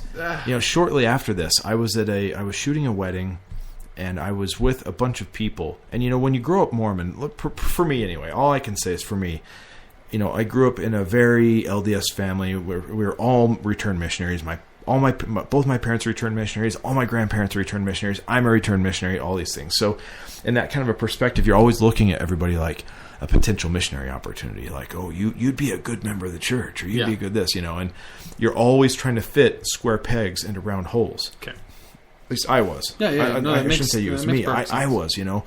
And shortly after I had this experience, I was shooting a wedding, and there were some people there that were very not Mormon. Okay. And I remember I was finally able to look at them and experience them for who they were on their own terms without any judgment, back no thoughts. trying to fit them into anything. I was able to see them as human beings for the first time and just be like, you are what you just. I know this might sound kind of weird, but like you are what you are. Yeah. You aren't. You don't represent anything to me. I'm not trying to do anything with you. I'm not trying to fit you into anything. I'm just experiencing what you've brought to the table right here at face value. Yeah. It was the most beautiful thing ever. Yeah, no, that's awesome. And like I finally realized what it means to love other people. You know? No, yeah, I love it. And it's so weird that this ideology that was supposedly was rooted in love, like if you love your neighbor, you're going to share the gospel with them, blah, blah, blah, whatever. Yeah. But it's so ironic that very thing was the most counterproductive thing for me, and that I had to let go of all that stuff to finally be able to actually do the thing they've been talking about in church all those years. Yeah. Yeah. No, I think that's awesome. And yeah, so anyway, that's one of them. I've had some other kind of crazy things have happened since then too. Sure. So, but those are some great points. Yeah. You have any, Zach? What was the craziest experience you've ever had? Could be anything wise. What's the craziest spiritual experience you've ever had? Anything wise? Well, could have been drugs. Could have been whatever. That's Yeah. fucking challenge. And I it's unfortunate that you said that you may be immune to the fabulous LSD because I'm willing to try again. Yeah, dude, I'm not a quitter. I will try again and again and again and again. Absolutely. It was really wonderful. I mean, every time I've done LSD, I'm very fortunate, I guess, to be able to have tripped as I did. And people say tripping or tripped, and I do view it as such, but it's different. I'm not tripping like I'm fucking freaking out. I'm actually fucking traveling within myself, even just to fucking perceive life or even my own reality differently, which is fucking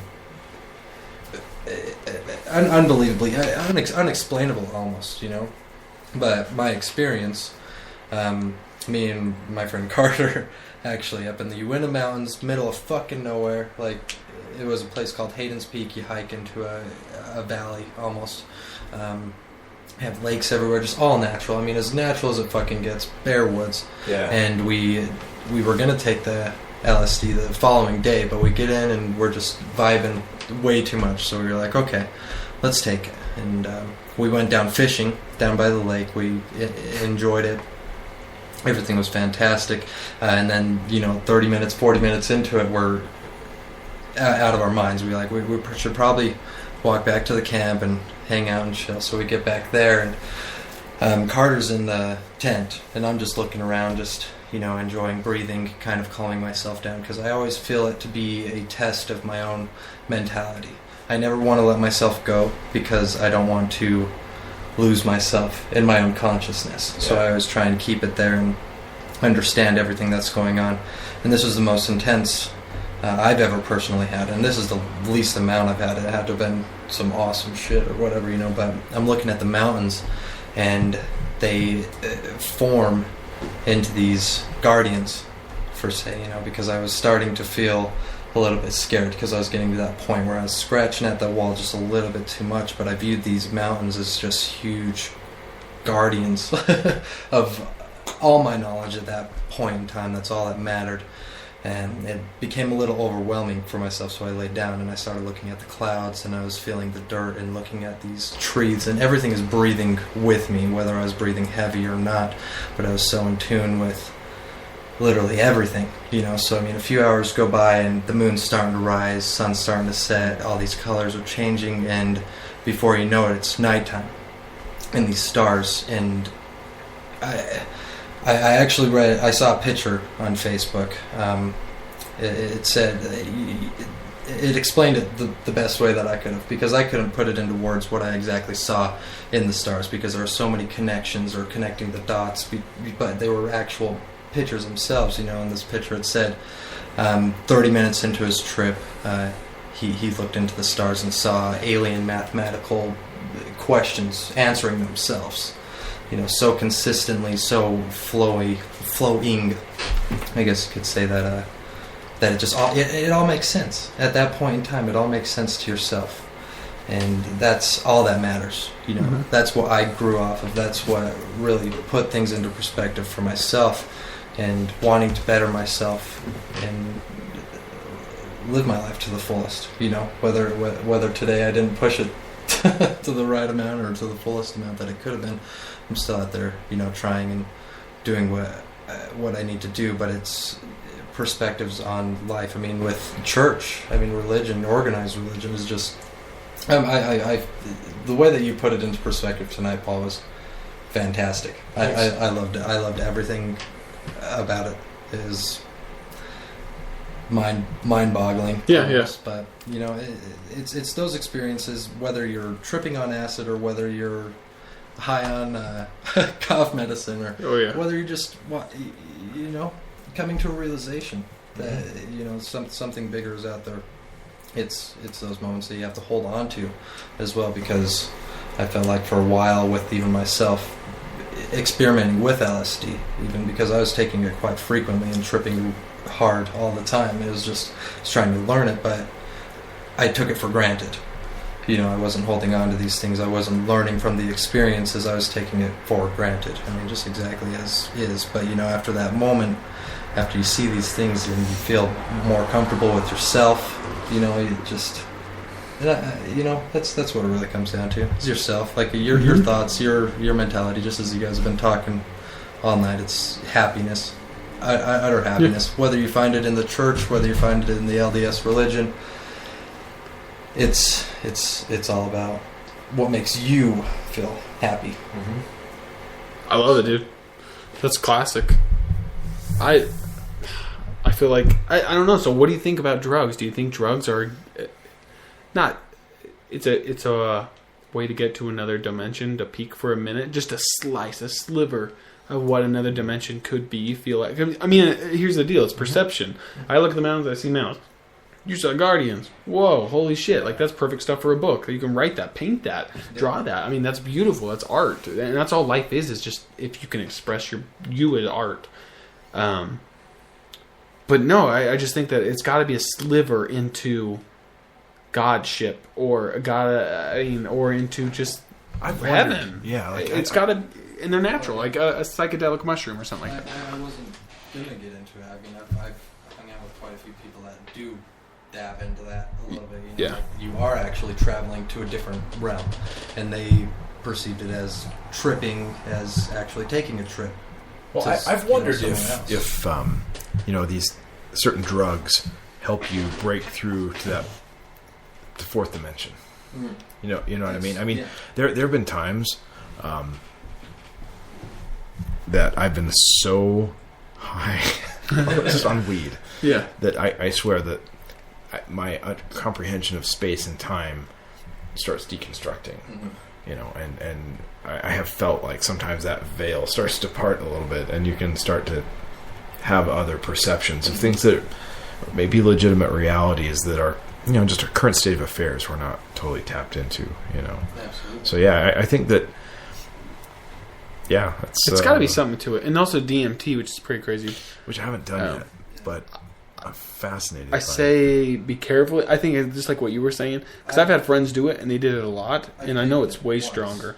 Once in my life, and the setting that I was in, it was just a not good setting. I was buying a bag of weed, and my friend decided to smoke DMT. Yeah, you wanted to do some DMT. I was like, the fuck is that? Like, sure, yeah, why not? I'm into this. With myself, I was never addicted to drugs.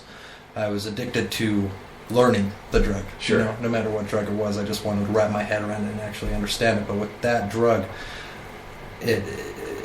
same. It was, it was totally different from acid too. It was just like a complete mind fuck, like punched in the face from the universe. Like, I can't even explain exactly what I saw. Seeing sound, right? That's even in comparison to like the things that I was seeing. And like, I'm not saying I dropped the black curtain in front of my eyes and I saw all kinds of crazy shit. But those are the types of things that I did see on DMT, and that, I don't feel like I got too far into it because I got really scared and I really wasn't in a good scenario. Sure, yeah. But it's definitely something that I've been curious, especially after listening to Joe Rogan and watching some. It's true. Even the one that he Spirit hosts Molecule, or whatever, the DMT on Netflix. Yep. And after watching that, it's like really interesting. But like even with the acid, like you said, with the fourth dimension, and when you were talking about that earlier and like explaining it, that totally relates to everything that kind of goes on with that. I think you have to be careful, especially with DMT to an extent, because it's. I mean, our body makes it. It's in our chemical. It's released to death, also dreaming and things like that. I mean, it is it's even in grass. You just have to. You can't. Our stomach doesn't. Whatever. If we were to eat grass, like we wouldn't get. There has to be a certain breakdown or heat or I don't know what it is, but everything has to be perfect for it to happen. But I've seen a friend. I've seen a few, but one really take it bad. Is he was doing it a lot, and then he just went completely south. In a way of depression, sadness, because he had seen so many things, he had done so many things, where he had been in this bliss for so long and gone and constantly would go back to this bliss, but then he would leave it, and then he would just say, life doesn't matter anymore. Anyways, we were driving home one day, and he's just like, why don't you fucking just drive our car into that tree over there? It doesn't even matter. Like, let's just die. We don't exist. We just exist up here. And, to the point to the sadness of, I want to be dead. Whereas instead of seeing the beauty of every day can be living right now, and he is an atheist now, which is fine. But he is to the point of like, we're gonna die. I'm in the dirt. That's it. The end. Whatever. Right. I'm not gonna lie to you. I don't. Atheism just means I don't believe in God. It doesn't necessarily mean I know what happens after death. It just we're energy. I don't plug myself into the wall every day like an iPod. I don't. We are energy. We can't be created or destroyed.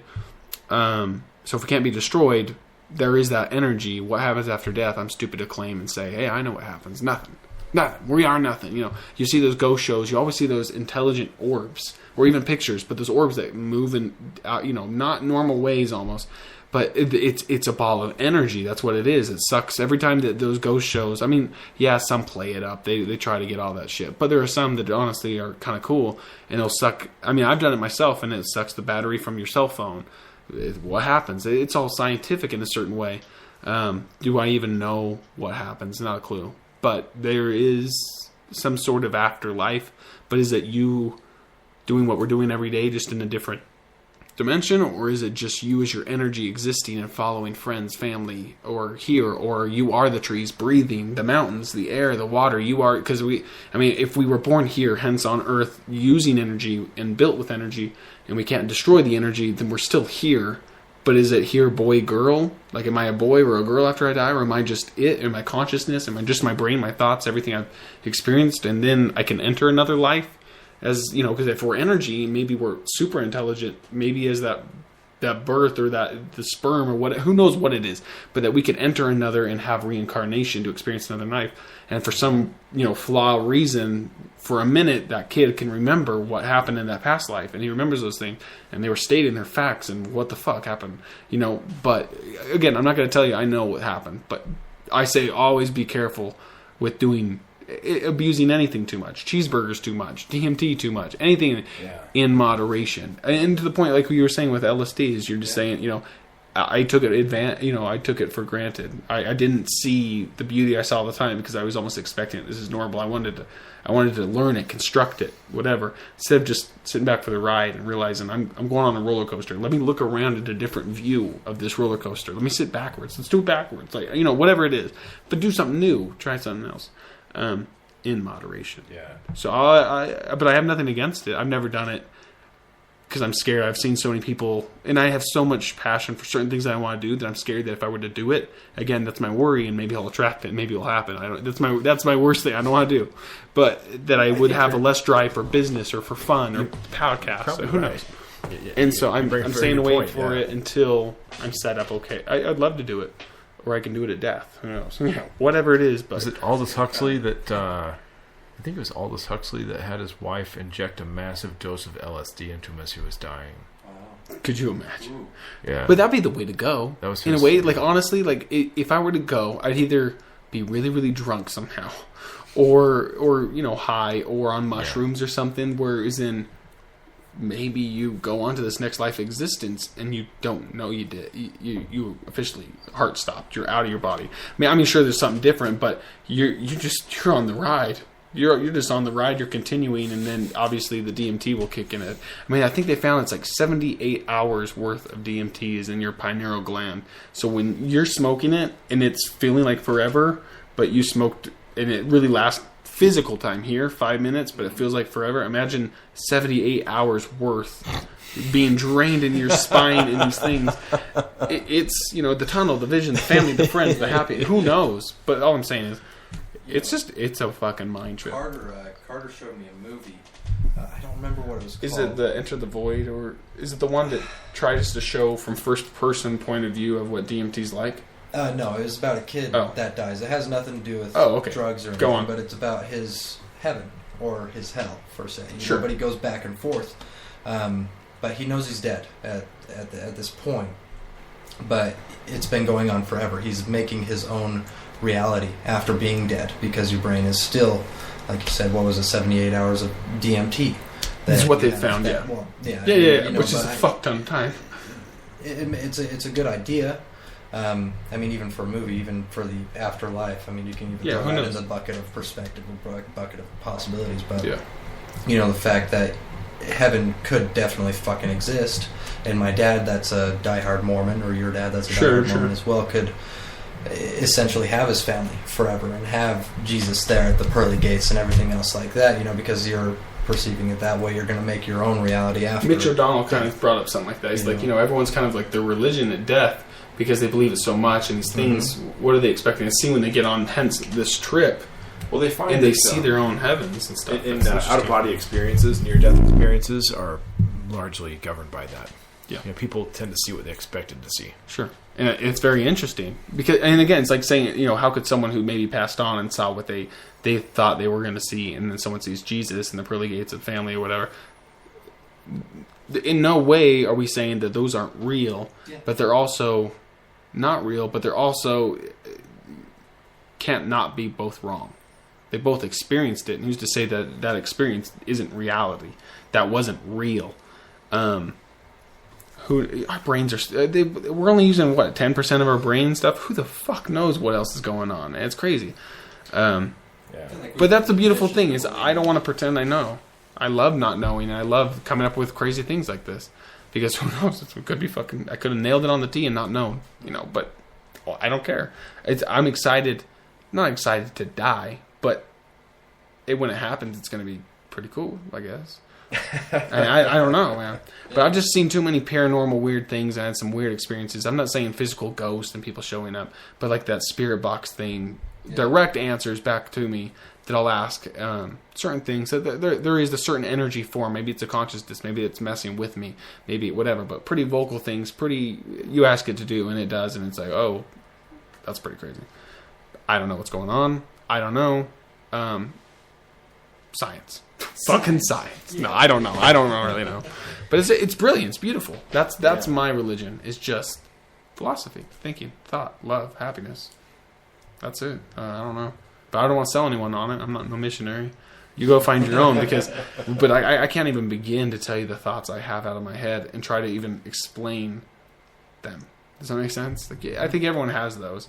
But it's interesting. Sometimes there's nothing sexier than a fucking intelligent conversation with some people. Like what we've had tonight. That can be life-changing stuff for me. And I love it because there's nothing more beautiful than this. That we just had that crazy conversation where I just learned about your story. I've never heard, and I've known you for how many years, but I've never heard that story. And you just shared with that story. And maybe you haven't thought about it. Maybe you're on your drive home. You're going to think about it deeper, and maybe I am going to do LSD again, or whatever it is. But I need to get back into that spirituality, that idea, that thought, that who knows. And then that's going to be your next step up that ladder of stairs towards your consciousness. Maybe your perfect karma, or who knows what it is. But but it's just a thought. At the end of the day, thoughts create actions. That's the craziest part too. Is like really before you do anything, you think it first. Like before you even say anything, your brain already had those words that are coming out of my mouth right now. Mm-hmm. Like it's already thought that, and I don't think to pick up this pen before. I mean, I think about it before I even actually physically ever do anything. So it's just crazy to think law of attraction ideas that you think a lot of things, or that friend I haven't seen forever, and then they send you a friend request on Facebook the next day, or a voicemail, or a phone call, or a text message, or so and so passed away, and I was about to call him next week, or or whatever, we were going to hang out. Crazy experiences that it's just like, yeah, I rolled the dice, it could be chance, but a lot of the time it's pretty narrow, where it's like, or cop worries, you're driving, I don't want to get pulled over, I don't want to, and then when you least think about it, you get pulled over and you're like, fuck, I did that. There are times when things happen in such a way that it can't be chance. Yeah. It's not. I agree with that. It's not chance. There's something going on. There's some bigger force at work that we don't fully understand. But sure. Yeah. It's brilliant. It's beautiful. Mm-hmm. Anything else you want to talk about? You want to give any shout-outs to anyone? Let's see. Shout-outs. Oh, man. What's going on? I know I've probably got things going on. Got some fun things coming up. Do you? Yeah. I'm hosting part of Comic-Con this year. Oh, really? Wow. Yeah. When is that? It's April 17th, 18th, 19th. I'm going to be hosting the cosplay competition. The what play? Cosplay. What is that? It's where people costume. Is that like the World of Warcraft real life type thing? Yeah, people go crazy on their costumes. Okay. Yeah, so you're judging it, or you're doing? I'm hosting it. I'm the MC. Yeah, that's awesome. Yeah, so that'll be fun. Dude. And is that Salt Air? Salt Palace. Okay. Yeah, that's awesome. And I'm going to be doing my first stand-up comedy headlining sets too, you? which is going to be crazy. Good for you, though. Where at? Wise Guys? No, they're going to be at a place called Bout Time. Where's that? It's a sports bar up in Ogden. Huh. Okay. So I've been there. Yeah. Mm-hmm. Yeah. That's awesome. So I got asked to do. I kind of. So how long is your set? 30 minutes. That's good. See, I've always. I think I freak out more in my head for doing a 5-minute one. Yeah. Whereas in 30 minutes, I know I can just be me and be funny and throw all the things I kind of want to. Yeah. I'd get more stress over the 5-minute one. I had, and 30 seconds. Whereas in like 30 minutes, I feel like I could kill it better. I don't know. It's going to be interesting. I've never done headlining sets before. I've only just done, featured.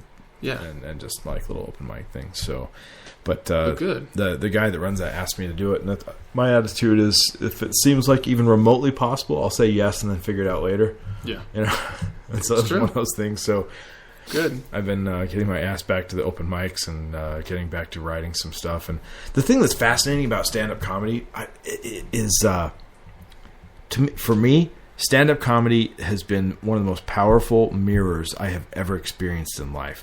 Like, the only thing that has forced me to look deeper into my own soul, maybe not even this much, is like my divorce. Sure. Like my divorce and doing stand-up comedy have been the two things in life that have caused me to do the most soul-searching. It's a weird. Well, weird you have to laugh at yourself, which is a good. You have to know what I found. The thing that's kind of revelatory about stand-up is it's one thing to be like the funny guy in a group of 2 or 3 people, or the funny guy at the office. It's a completely different matter to get on stage and hold a mic in front of an audience. That's a totally different situation. Yeah. And you have to know, when you're doing stand-up, you have to know who you are. You have to know who you are as a person. You have to know also how other people see you. Yeah. Because if there's a disconnect between because you write things based on who you think you are, and if there's a big disconnect between that and how other people perceive you, the shit doesn't work. Yeah. Just fall flat all the time. Yep. So you have to get really, really clear about who you are and what your voice is, and how other people are perceiving it. And that's the process of doing open mics, is getting up there and bombing time after time and realizing, there's that gap between who I am and who they think I am. Yeah. There's that gap. And it's almost reminds me of just like chipping away the stone. Every time you tell a joke and it doesn't work, it's like chipping away another piece of stone. Like, there's another piece of shit that wasn't me, or there's another misconception I had about myself. And you can, anyway, sure. It's really weird. So it's therapy. I love nothing more than stand-up comedy, because it's in a way, and the funny thing is you can really hypnotize people. Like, to an extent, like, they may be completely against abortion, but you can make a funny abortion thing that, whatever, and you could be in a room full of Mormons, but if you were to make it perfect and sound really good and really funny, and they could, for a minute, you hypnotize them to laugh, like, that is kind of funny. Why do people do that? Ha ha ha. Or I've done that, or I know someone has done that. Ha ha. Like they just, it's this whole, you're hypnotizing them to kind of agree with you for a minute, for that second, to be on, with religion, so many times you see it in so many audiences, and things like that. Just things that like, ha ha. And some of them are doing it just to, like, because they don't want to seem like the odd one out in the audience wise, but yeah, you can kind of, oh yeah, Noah's Ark is kind of funny. That doesn't really make that much sense. Oh, okay, ha. And they laugh at it. But at the end of the day, yeah, they could still believe it. But for that minute, you hypnotize them to be on your view. Well, if you're really good. You invite them to consider something maybe they hadn't. Well, sure, thought about laughing, you can't control when you laugh. Yeah. That's the thing. Yeah. You cannot control when you laugh. And there will be times somebody will get up on stage and they'll say a thing and you'll laugh at it. And then later on you have to be like, why the fuck did I laugh at that? Yeah. Like, really? Yeah. Like, what was going on there? Did I see something in that? Yeah, and so sure. I think it can be really transformative for people. Absolutely. And plus laughter, I really think is the best medicine. Mm-hmm. Absolutely. If I was sick and I was about to, say I have cancer, there's two things I'm going to do. I'm going to smoke a lot of pot, because it's proven to help a lot. And also I'm going to laugh a lot. And two, I'm going to watch every fucking comedic thing on the internet. I'm going to go to as many comedy shows as possible.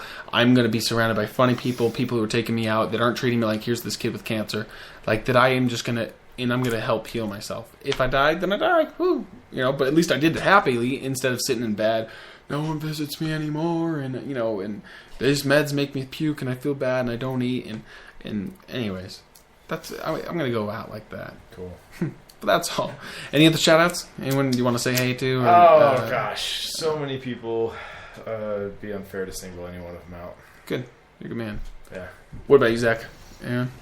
Hi, Mom. By the way, Malibu's here, and she's been so quiet the entire time. But that's it. Yeah. Okay. Well, I can't think of any other shout-outs to do. We need to get back in this and do this more. Yeah. Cool. That's all. I want to thank you for being on the show. Absolutely. Thanks I think for it's having me. awesome. Good times. Shout out at least your radio station again real quick. Well, the best thing to do really just be go to my show website, PaulDuaneShow.com. How do you spell Duane? PaulDuane show, PaulDuaneShow.com. And you can check it all out there. You can stream it. Yeah, you can stream it live online. You can download the app. You can listen live on the radio if you're on the Wasatch Front. Lots of ways. I'll throw it in the description for sure. Cool. Anyways, really, thank you for being on the show. Cool, Thanks for coming man. down all the way from Salt Lake. You're awesome. Thanks for sharing a bunch. You kind of hypnotized me tonight on a lot of views and a lot of things that I thought I was so stuck on. You're good.